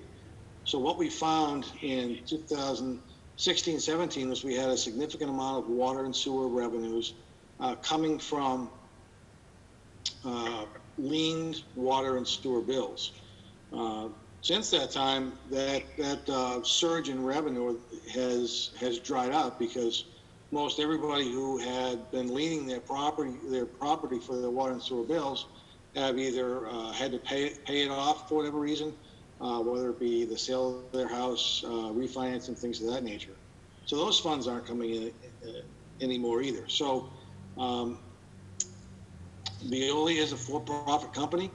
When the Public Works Director and I went to the Board of Selectmen and requested that we consider moving to an outsourced wastewater department to be operated, we did so primarily for the fact that we felt as though that it was very important for us to be able to operate our wastewater facility in accordance with the permit that's issued by the Commonwealth of Massachusetts. We had 2 full-time employees at the waste plant at that time. Some were considering retiring at some point in the future, and we felt as though it would be worthwhile and cost-effective to potentially look at outsourcing. So the board allowed us to explore that. The bid came in for Veolia for year 1 at about $36,000 more than the cost to operate the wastewater plant using our own staff. I assured the Board of Selectmen that Veolia, who won the bid, and that bid was overseen by an outside engineering firm, and made recommendations. Wright Pierce, correct? I believe that's true, yeah. And Wright Pierce is here this evening if there's any question about their integrity, so I'm sure they'd be happy to answer that. But we assured the board, I assured the board that there would be savings found by Veolia to offset the $36,000 increase in costs. They were comfortable saying that to me prior to their award, frankly, just by walking through the plant and having a tour of that particular plant. So once again, you're going on a verbal statement. Can I finish, Mr. Duarte? Thank you so much. You trust people so much. Sure. It's always verbal. So we have in our contract with Veolia the fact that we'd be able to, they would share some of the cost savings with chemicals if there was a savings to be found. What Veolia has been able to do in their oversight of the wastewater plant in the year and a half or so that they've been overseeing it, the chairman mentioned every drop of water that went into the wastewater plant prior to Veolia managing that wastewater plant was fresh water. That plant was built and engineered to allow for recycled water that had been used to treat the waste, for that water to be reused at least twice in the treatment of the wastewater stream. Shortly after Veolia came on board, they amended the operating process to allow for that recycled water to be used, providing a huge cost savings to not just the wastewater department and the cost of water they were paying for at that particular time, but also some incidental costs related to the operation of the pumps and other infrastructure within the wastewater plant. In addition, what Veolia was able to do is that plant was designed to operate under certain criteria in a very automated way. That automation was used to help operate the system, taking a variety of characteristics and issues into play. What we found upon Veolia taking over the day-to-day management of the wastewater plant was the former town employees had completely overrun the automated settings of that plant, using significantly more chemicals to treat the wastewater flow than what was necessary. So just in those 2 instances alone, Veolia has saved Winchton well over the $36,000 in additional cost. So, you know, I will speak for myself and say that I completely stand by the recommendations that were made to the Board of Selectmen back in 2018. I think that Veolia has done exactly what they were brought in to do. And we have been very successful in the operation of the wastewater plant since they've taken over the oversight of that plant. The issue that we're dealing with, and I can't say it enough, is with regards to these rate increases, is solely, well, I shouldn't say solely, primarily due to reductions in our revenues, not increases in either costs associated with Veolia or other costs. Those costs are going to continue to potentially increase as the federal government continues to tighten their regulations on how wastewater is treated. With a wastewater department and a water department, for that matter, that is really stagnant in its number of users. It's not growing at all. The requirements to treat water and treat wastewater continue to become more and more ominous and expensive. And the Public Works Director, since he's been here, has done a tremendous job at finding every way possible to save money. Thank you, Mr. Chairman. Now, my question, sorry, it's still not totally been answered. Sir, Mr. Duarte has his hand raised. Mark. He's muted. I'd like to let David ask his question, but I had a question for, I think Barbaro can answer this, Mr. Barbaro. I'm trying to figure out what's the process now. Whose purview is it to manage and hire DPW Public Works employees at present? Whose job is that? Who oversees the hiring, the benefits, the salary? Who writes the check? Who does the work of managing that department at present? Mr. Town Manager. Who currently does that management? Okay, so may I suggest then, since we're trying to, if he's the one that does that, is that what you just said? The town manager does that? So if he does that, if we're going to outsource that management to one group and he no longer has to do that, why don't we save town money? Since that seems to be the only goal of this board is budget. Why don't we save money and we stop giving him raises because he has less work to do now? Why don't we save money by not paying him as much because he's working less? If we're diverting his job to other people, now he only has to deal with one company, whereas he used to have to hire employees and write checks and do all that work. Why are we still going to be paying him his salary and giving him the raises that you guys keep giving him? Why don't we save money that way? If we're going to farm it out to somebody else and he doesn't have to work as hard and do as much, let's save the money. You made your point. Sorry, I wanted that, but you made your point. I want to know the answer. Why don't we? First of all, the DPW is run by the DPW director. Okay? So but I asked you the question and you said it was no, I town was manager. referring to the town manager to answer your question. All I heard was town manager. No, you didn't. Again, sir. Okay, my bad, I'm sorry. You interject at all times. I apologize. So as far as the town manager's raise goes, the town manager's done a fantastic job for this community, and I'll point out to you. Really? Yes, sir. Mr. Chair, can we just stick to the topic, please? Yes, Don't argue with anyone, Mr. Chair. So can we get on? So what's the point here of this conversation? The point is he wants to cut the town manager's pay. No, not that. I'm talking about Mrs. Anderson. Do you have anything else to add? Mrs. Anderson, do you have anything else to add? Please. Now I'll let Audrey speak. Thank you. Thank you. Before I was interrupted, I did want to point out that I did Google Veolia and Wright Pierce, and it turns out that Wright Pierce does the majority of Veolia's engineering quotes and a lot of their work. So I would also argue that Wright Pierce stands to gain an awful lot of money and a profit from making that report that they did and that they presented to us. So not only will Veolia be benefiting, so will Wright Pierce. The other thing I would like to argue is that Mr. Barbaro brought up that with inflation and everything gets much more expensive, not 80% over 4 years. There is no inflation level that equals 80%. And thank you, I am a water and a sewer user, both. That is 80%.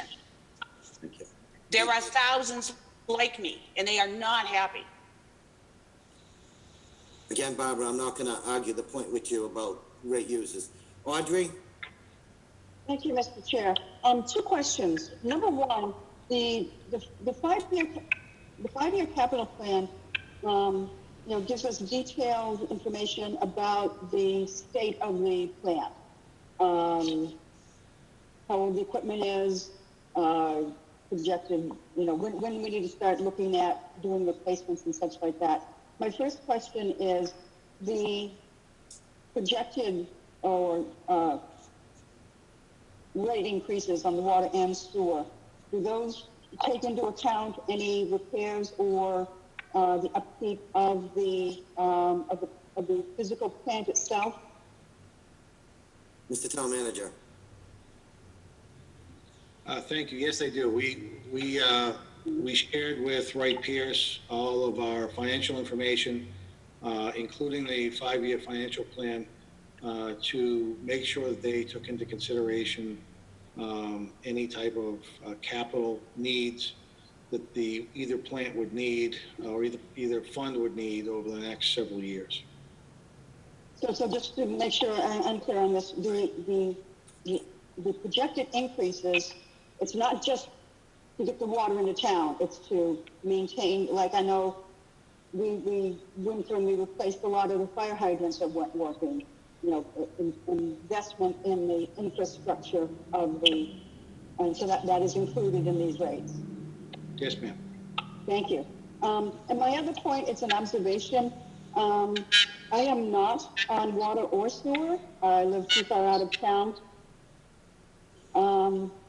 Last fall, we had to put in a new septic system. And even at the projected FY 2024 rates, I spent in about 4 months what a water and sewer user through the town would spend in almost 23 years. Unfortunately, it's not an inexpensive proposition, whether it's a well. If my well pump goes, I'm in it for $10,000. So believe me, I feel the pain of having to come up with that money. But unfortunately, I think that whatever the outcome of this discussion is, the reality is it's not an inexpensive thing to get water and sewer taken care of, whether it's a private situation or a public situation. Thank you. Thank you. Mr. Chair, could I just... Mrs. Anderson, yes. Could I just ask, what was the total cost of the betterment that was charged to every water and sewer user in town in 2000 and, I think it was 4 or 2007? I would not have that off the top of my head. Was that to upgrade the lines and everything, Barbara? It was referred to in the Wright Pierce report, although they didn't give us the number. Ms. Daigle has the answer. Daigle. Ms. Daigle. Mr. Chairman, I believe it was around $5,900 per one EDU. So for one dwelling. If it was an apartment, it would two would be 1.25 EDU. So 1.25 times the $5,900. Thank you. And I know that I pay about between $1,400 and $1,600 a year for my water and sewer. So that adds up. I mean, it's not any better. But it certainly isn't, and if you want to increase that on top of everything, it does become more expensive. It does. Yep. 100% agree. Barbara, I don't think anybody's happy with having to raise the water rates to this degree, but I will remind you that we did not raise our rates at a regular interval like they should have been raised, which would probably minimize the overall increase that we're asking, that has been asked for. So, Mr. Chair, could I ask one more question? you may. Of the town manager, I understand that we are the water commissioners and it is our purview to raise water and sewer rates as need be. if the water and sewer budget is not passed at town meeting, what happens then? We'd have to go into some type of an emergency appropriation until something was approved. Again, the DOR may require the taxpayers to fund the operation of the water and wastewater plant until a budget could be approved. And pending budget approval, would it be something that the town would have to approve? When you said, I'm sorry.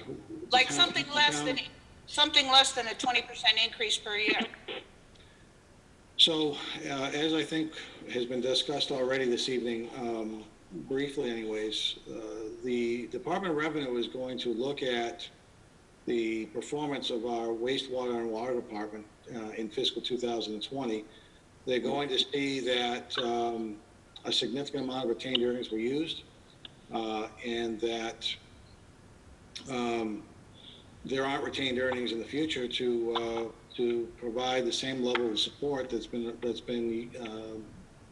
applied in the past.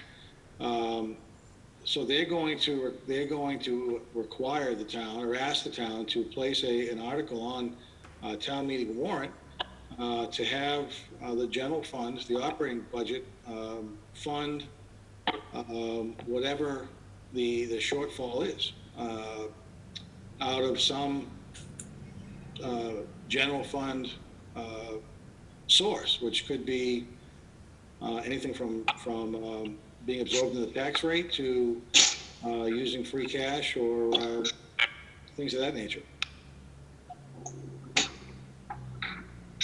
Does that answer your question, Barbara? I suppose. Mr. Barbaro, I have a question. Yes, sir. Yes, this is David Watkins again. And my question is, when I Google anything about this company, it looks to me like it's a hot mess.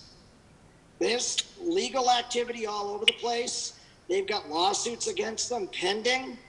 Why would the town of Winchendon, for God's sakes, ever want to get in bed with a company that has all these legal problems? Is the town council prepared to fight a large corporation like this? I don't think so. I think it's ridiculous. I think what we should be doing is focusing back on our DPW. We should beef up the DPW. They need everything to run this town. Now, if I understand correctly, the DPW is actually supposed to be operating the wastewater plant. So why don't we just go out and get the proper personnel that can run that plant properly, keep it in-house, and it's a twofer. We've beefed up our DPW. The director, I'm assuming, would be ecstatic over that. Let's fund some money back into the DPW. If we're going to be paying higher taxes, as a taxpayer, I would rather do that. I would get something more out of that. We would have people doing the job properly because they would be qualified. Personnel does exist out there to run these plants. I know this for sure. I happen to know more than one of them. Thank you. And as I will state, we are under contract until July of 2022. When that comes up, it will be reviewed by the Board of Selectmen at the time in which direction to go to. Now, the matter before us is, Barbara, have you finished your presentation? Not exactly. I would like to just, to piggyback on Mr. Watkins'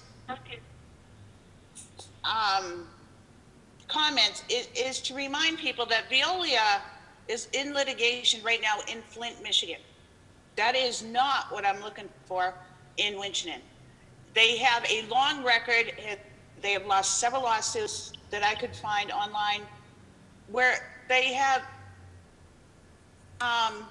overcharged towns. We owe it to the residents of Winchendon to make sure we are doing our due diligence before we raise their rates 20% per year, especially during a COVID pandemic when people have lost their jobs, people have lost their wages. Your timing couldn't be worse in trying to increase water and sewer rates at this rate. Thank you, Barbara. Mr. Chair, Amy? now, I'm assuming, and I just want to make sure this is correct, the money that is paid for the water and sewer, that, you know, people pay their bills, doesn't that come into to the town? We control the money. We control the paying of the bills. Is that correct? Yes. Okay, and so that means, I'm assuming also, when the town has an audit, those accounts are looked at and audited. So it's not like anybody's going in and stealing our money. Correct. Okay, I just wanted to make sure. Okay. So, so now in front of the board is to accept or reject the study from Wright Pierce and the possible rate increase of 6.82% per year for water and 14.28% for wastewater will be in effect within the second billing of 2021, which we're now in as of July 1st. Does anyone else have anything else to say about this matter before we try to move it to a vote or so? I do. Barbara? As you read it, you said the possible rate increase. To accept it, the possible rate increase. It will be a definite rate increase if we accept the study, correct? Correct. Thank you. I just needed clarification on that. And the rating could be for multiple years. Is that correct? Or can we just accept it for the first year? At this point, Mr. Town Manager, I believe it's for over a 4-year period. So the report is recommending rate increases over that 4-year period. The board, what they'll be doing is approving a rate to support fiscal 21's operating budget. You'll have the opportunity to vote on potential future rate increases, and if in fact there's a need to do so, and in all likelihood there will be, in fiscal 22, 23, and 24 as well. So we're voting on a 1-year rate increase at this time. Yes. I have a question. No, did you just say didn't somebody just say it was the full package for 4 years that you're voting on? No, it was an error. No, it was Okay. presented as a 4-year, and then it's broken down per year will be brought back up. What are our other options as a town? I mean, is this the only option? You guys are voting on this as though I haven't heard any other options. What are the other options? Good point. Mr. Town Manager. Yeah, the other option we have is to have have the general fund, the operating budget of the town, supplement the expenses of the wastewater department. That's the alternative. There's no other company that would run these facilities for us? No, we're under contract till June of 2022. And they have done nothing that allows us to terminate the contract. They've run both things efficiently at this point. And again, I would say, if I could, Mr. Chair, that the reason for this rate increase has nothing to do with Veolia. Is the rate increase negotiable? In other words, do we have to go with the full rate increase? Can't we lower it? Let's take some points off it. Again, we need to operate the wastewater department. If we don't have the funds necessary or the revenues necessary to support the necessary expenditures, the Department of Revenue at the Commonwealth of Massachusetts is going to ask for the town to support a warrant article to increase the operating budget in some manner, or at least absorb the cost of the increase to wastewater and the revenue shortfall. They're going to require the operating budget to absorb that. So there's not a real negotiation here. I wish there was. We've sat down and spoken to Wright Pierce as staff now for quite some time, trying to find ways to soften the blow, so to speak, and the presentation that the board has had in front of them now for a couple of months is the least expensive alternative in moving forward. So, nobody likes to see these rate increases. certainly. But unfortunately, for a number of reasons that I've tried to explain already, we are in need of a rate increase because we don't have the resources available to us any longer to offset or ultimately artificially lower the wastewater and water rates that we charge. With that being said, I'm looking for a motion on this particular article right now. Mr. Chair, Mr. Glad. can I just read a few things? Maybe I can help the board a little in the general public. Sure. Of what we've gone through in the past 3 years that has nothing to do with Viola, either plant, water, or sewer. May I read this? Yes, you may. So over the past 3 years, we've had 24 water main breaks in our water system, which cost $82,000 to fix. We have changed, the board has changed the way we fix service to houses. 3 years ago, they made a rule that from now on, instead of us just owning the water mains, we now own to the property line. That decision alone cost $30,000 a year for the past 3 years. So that's $90,000 extra dollars we spent in 3 years on that.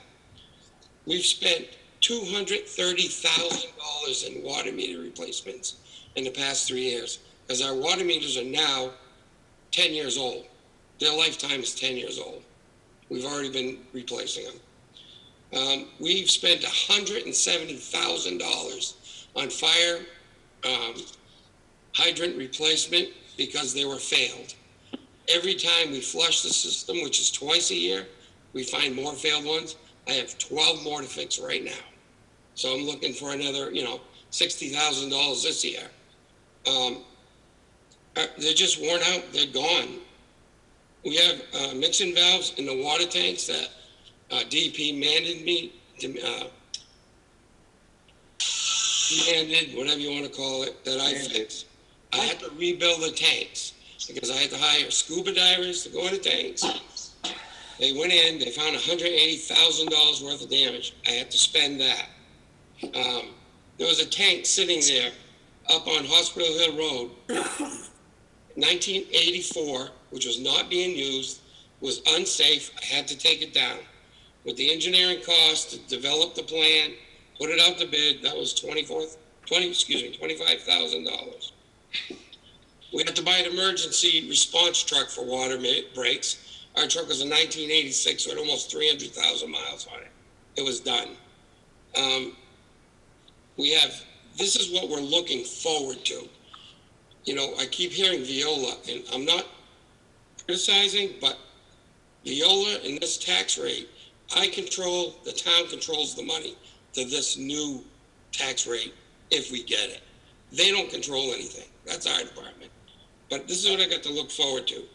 I have 3 pipes in rivers right now that if one of those pipes break, and they're over 100 years old, if one of those pipes break, this town might not have water for 3 or 4 days because the permitting and just trying to find a pipe in a river and dig it up and fix it will be really bad.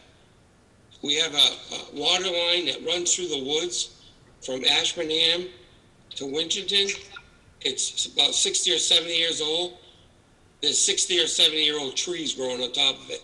If that pipe ever breaks, and it's a 2-mile stretch in the woods, we're in trouble. Another 2 or 3 days. So my main thing on the water side is we have hundreds of thousands of dollars we're looking to fix things.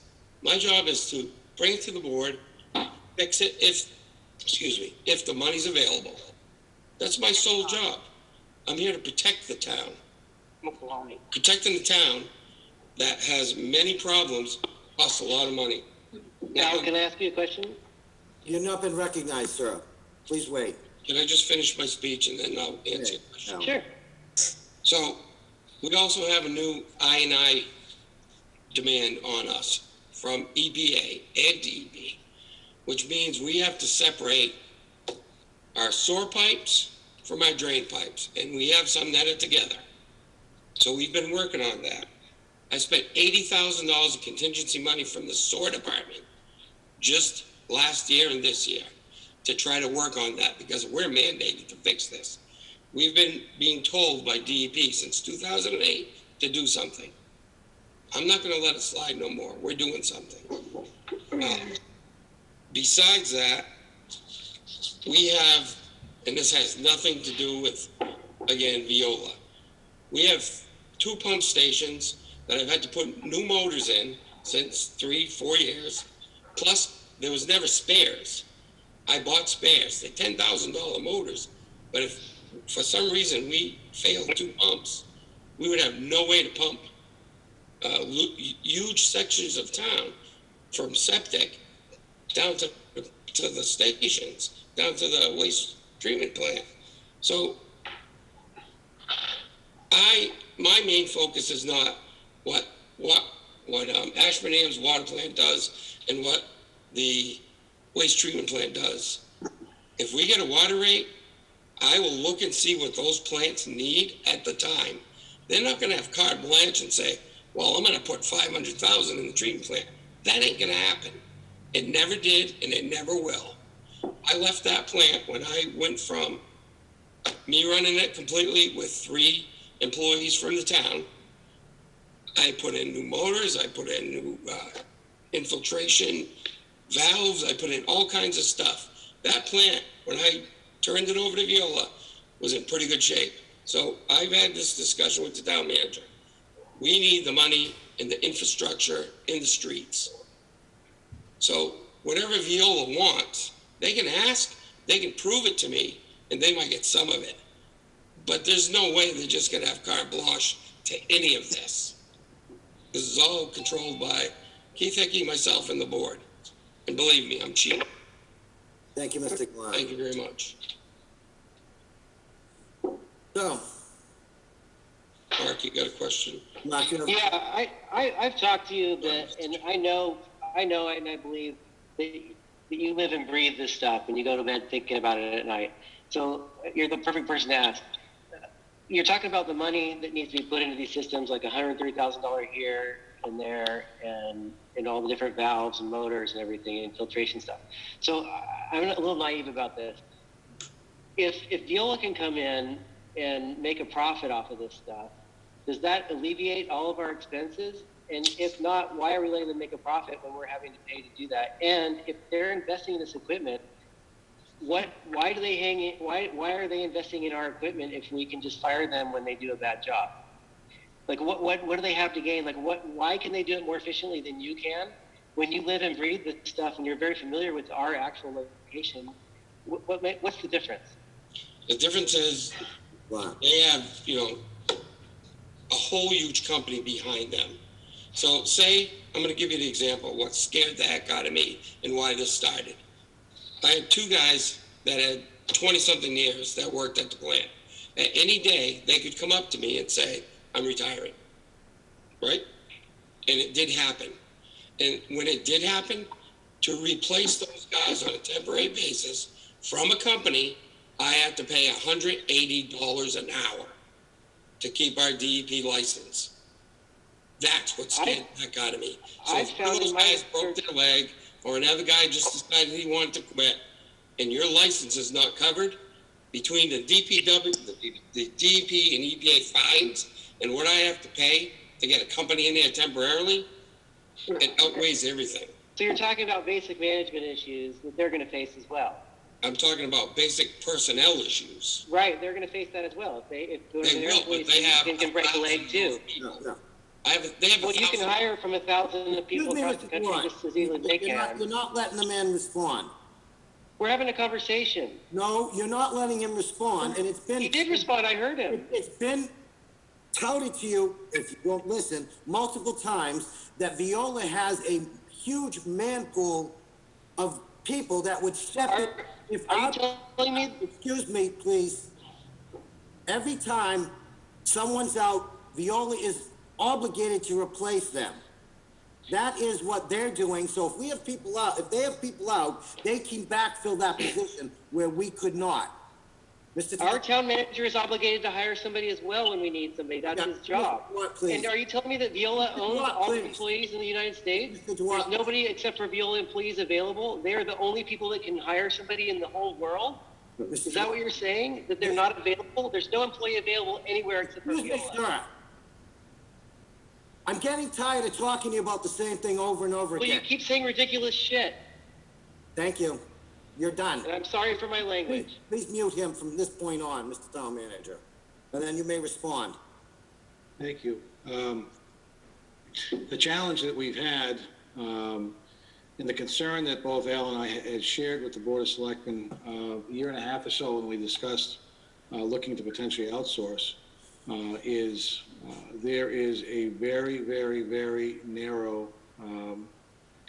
pool of applicants that have the necessary licenses that are required to operate a wastewater plant. And it was our opinion that if there were openings at the wastewater plant, personnel openings at the wastewater plant, we would have a very difficult time filling them with properly licensed employees. And if we did fill them, they'd be much more expensive than we would have had to spend our money on with employees from a private company. So the issue that we were concerned of, again, as I mentioned, if somebody gets hurt, somebody gets sick, somebody retires, whatever happens, some things you just can't plan for. We would not have had the proper licenses at the wastewater plant. And to Mr. Gallant's point a bit earlier, we had to pay upwards of $150 an hour to have the appropriate licenses and employees or contracted employees at that plant on a temporary basis. Because of the location of Winchendon and the very small and decreasing number of people who have the appropriate licenses for the operation of a wastewater plant, we had some very significant concerns that we would not be able to bring somebody in at an affordable rate. So we explored the outsourcing to a company that wasn't Veolia. We had a couple of companies bid on the management of the wastewater plant after some due diligence and reviewing the RFP responses and interviewing both companies.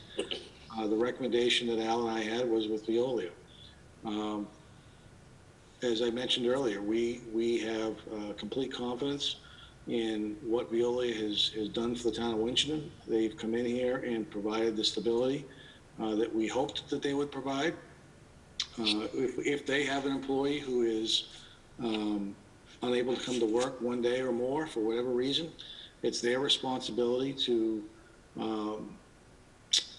bring somebody else in from their pool of employees to make sure that the wastewater plant in Winchendon is operating properly.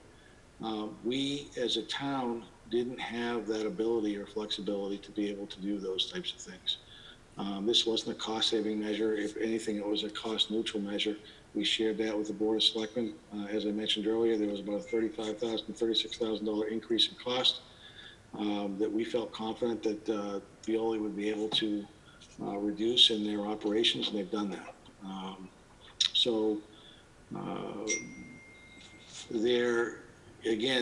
Unfortunately, Veolia is being brought into a discussion about rate increases that doesn't pertain to them. If we were increasing our operating budget significantly to try to meet some of the mandates that have been identified by Mr. Gallant, or we're looking to spend money on other things, certainly that would be a discussion point, and maybe Veolia would have a part of that. But that's not the case. As I mentioned earlier, we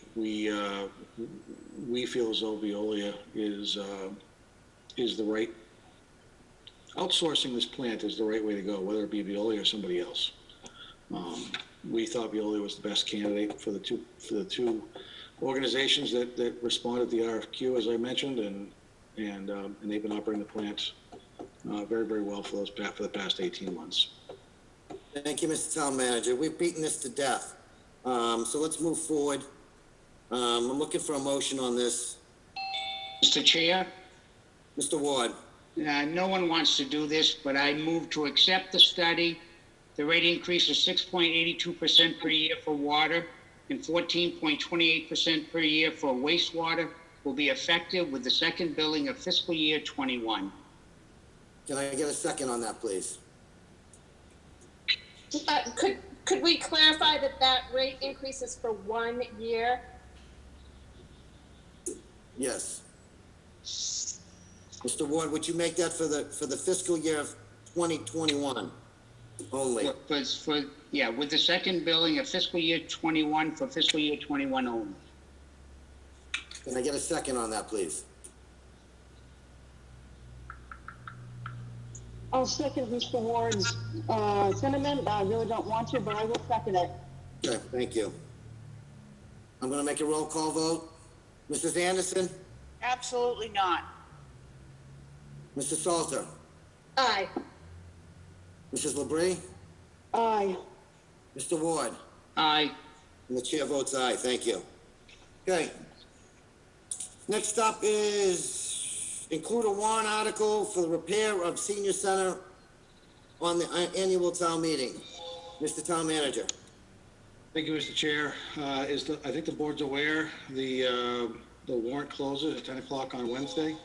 We spoke last week about whether or not to include a warrant article on goals for families, and the board provided some feedback on that. This article or this discussion has been something that's been ongoing now for quite some time. There's been some discussion about whether or not to include an article for the repair of the senior center at this particular time. I'm seeking some guidance from the Board of Selectmen as to whether or not they would like to include a warrant article to address some or all of the repairs that were recommended to the town in an engineering report created by Ty and Bond. Thank you. Mr. Ward, would you like to open the discussion?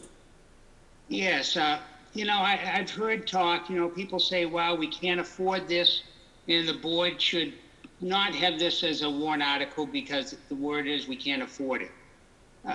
Really, that's not what we're talking about with this vote tonight. We're talking about who has the right to decide if they can't afford it. Do 5 members of the board have a right to decide the future of the senior center and one of the most historic icons in town? Or do the people in this town have the right? So all I'm saying is put it on the warrant and let the townspeople vote for it. There's a good possibility they will not vote for it because of the cost. But it's their building. That building, this town has fought to save it. It was going to be destroyed years ago. They fought to save it. They got it on the historical register. It's a hub for our seniors. If we don't fix it, or at least put forward a warrant article, then we're looking at, what was the cost? Another $180,000 every year that's going to be added on to this? And if you're saying we can't afford it this year, we're going to be in the same situation next year and the year after. We're not getting out of this economic downtrend we're on. So all I'm saying is let the folks vote. This is their building. That building belongs to every resident in this town. If we don't fix it, the snow, the ice, the wind, it's only going to make it worse. It's not going to heal itself. It's not going to get better. Same as Mellon Road. Excuse me, sir, you're done talking for the evening. Mrs. LaBrie. Thank you, Mr. Chair. I would agree with Mr. Stickman Ward. I understand the concerns of some of the members regarding the fiscal status of the country, the state, the town, our own individual personal situation. But I would like to I feel that we owe the town to bring this before the town meeting and have them take a look at it and make the final decision. Thank you. Mr. Chair, Mr. Salter. may I ask, kind of a little bit off topic, but before we want to spend any money on the senior center, what happened to our fire station? Are we still at that? Why isn't there anything on the warrant for the fire station? Where are we with that? Mr. Town Manager. Thank you, Mr. Chair. We're on hold, to be very candid with you. We haven't had a discussion about that now for quite some time, since the original design came back and was deemed to be too expensive to move forward. So again, it's a fair statement and a fair question. It's something that we have not raised or had discussions about, but that need hasn't gone away either. That's my point, I guess. We still need to build the new, or we still need to upgrade the fire station, correct? That's Yes, still ma'am. a huge issue and a huge expense. Yep. That continues to rise as we wait to do it, just as a senior center, correct? Absolutely. Yes, ma'am. Thank you. Okay. So, Mr. Ward, when we looked at the articles, we will just review which article would you like to recommend to the board? Do you want me to make a motion?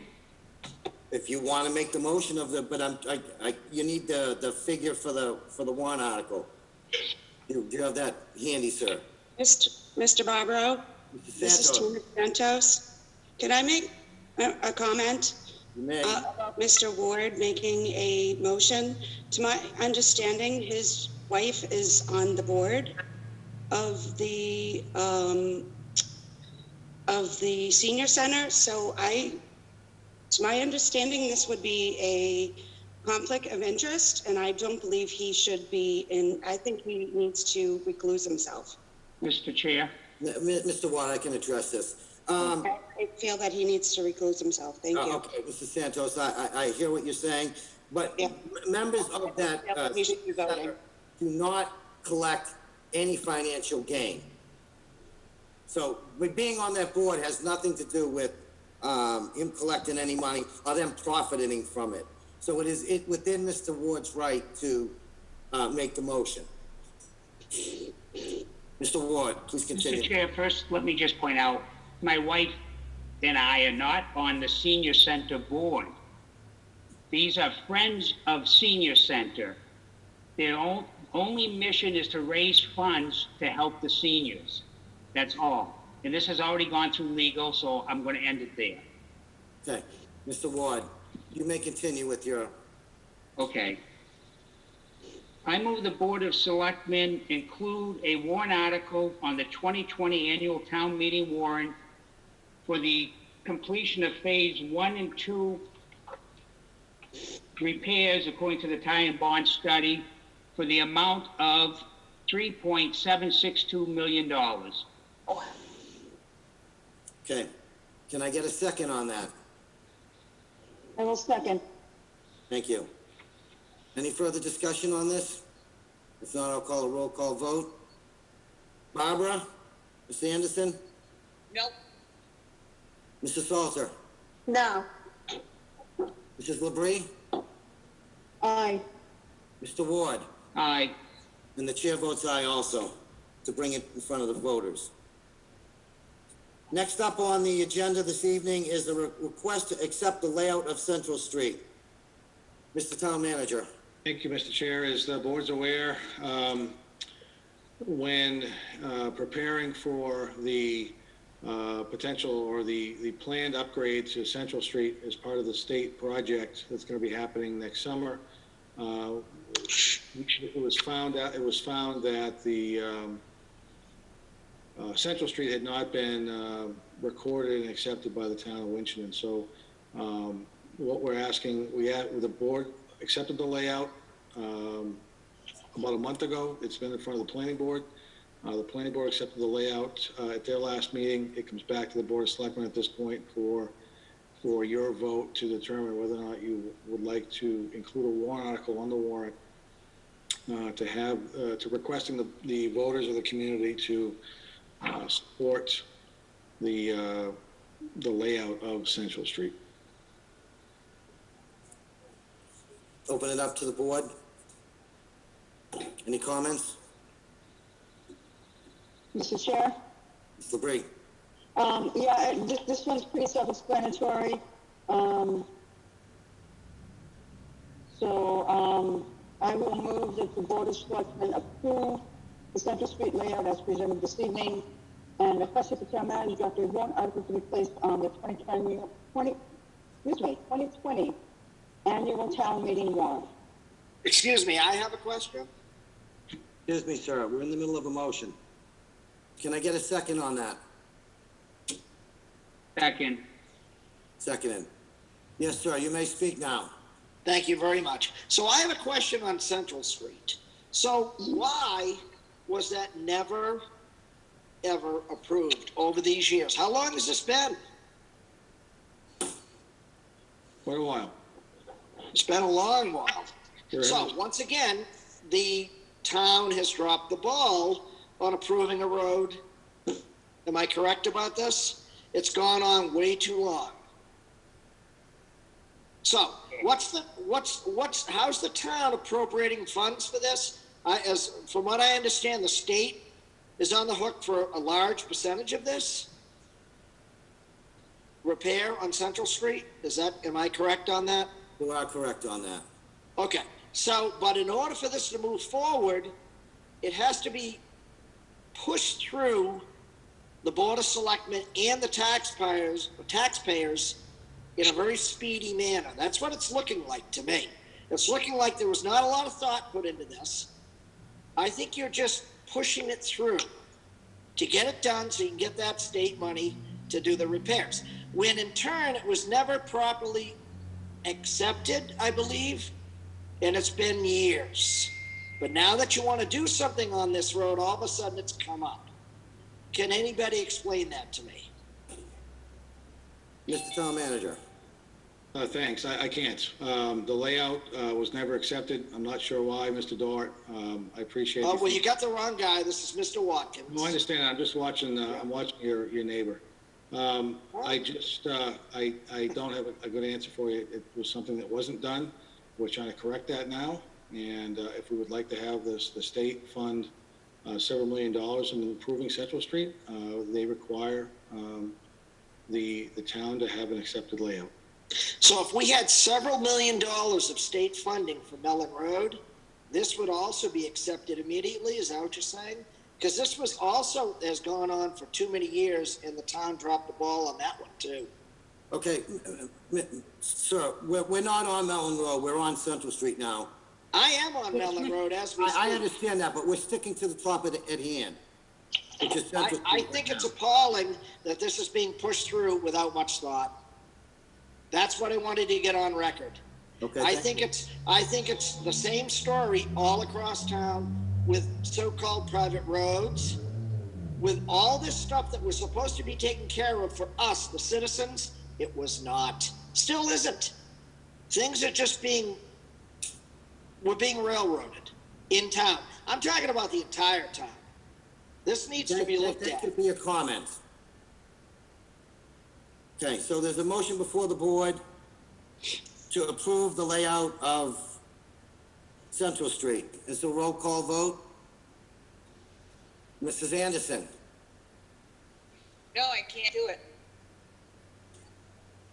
Mrs. Salter, Aye. Mrs. LeBrie, Aye. Mr. Ward, Aye. and the chair votes aye. Thank you. Mr. Town Manager, it is time for your report.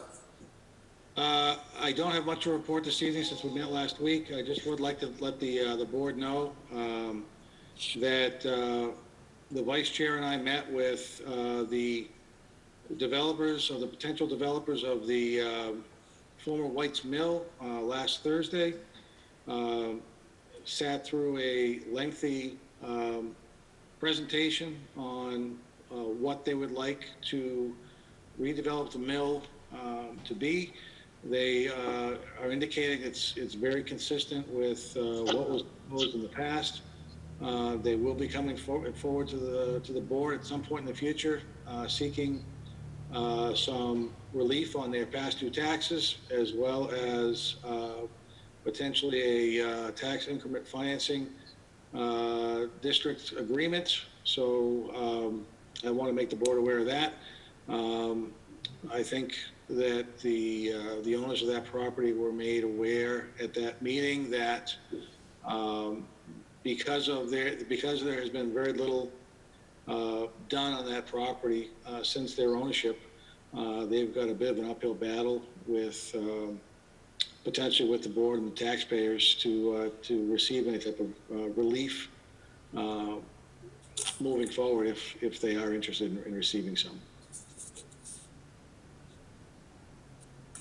That's all I've got for you, sir. Did you, we spoke earlier, you talked about the Gold Star Mom? Yeah, I spoke to the Gold Star Mom earlier to let her know that there will be an article on the this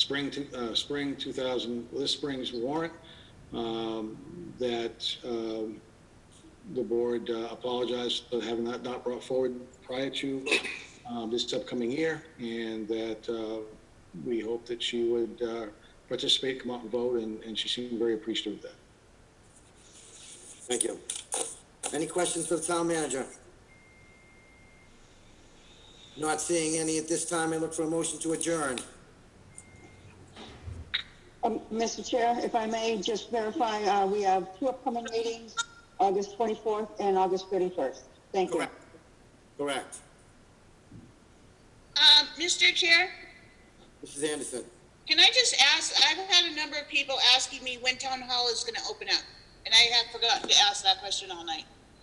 Sure. So I presented it to the board 2 or 3 weeks ago, maybe a bit longer. The issue is right now with the governor's limitations on how many people come in a building, we can have at this point 1 resident in the building if all of the employees are here. During the conversation, I think the board agreed that to try to manage that and oversee only 1 person in the building might be problematic. That we haven't had any complaints or concerns raised by anybody from the public saying they weren't able to do whatever business they had with the community. And the board agreed that the building would stay closed until the newest requirements from Governor Baker were released. If the board wants to change their mind and have the building opened up, either all of the time or for a portion of the time, we can certainly do that. I would just ask the board to provide some guidance on how they would, on what they would like to have open and for how long. Thank you. Good, thank you. At this time, if there's nothing else for the town manager, I look for a motion to adjourn. So moved. I'm sorry, before you take the motion, comment for the town manager, whoever runs the Board of Selectmen website. If you could find a way to post the URL for the meetings, that would be really nice. Trying to type it in and trying to read it from the mimeographed sheet is really hard. It took me several tries to get the URL correct. Thank you. Okay. So we have a motion to adjourn. Can I get a second? Second. Okay, we have a motion to adjourn this evening as the roll call vote. Mrs. Anderson? Aye. Mrs. Salter? Aye. Mrs. LaBrie? Aye. Mr. Ward? Aye. And the chair votes aye. We are adjourned at 9:13. Thank you, everybody. Thank you.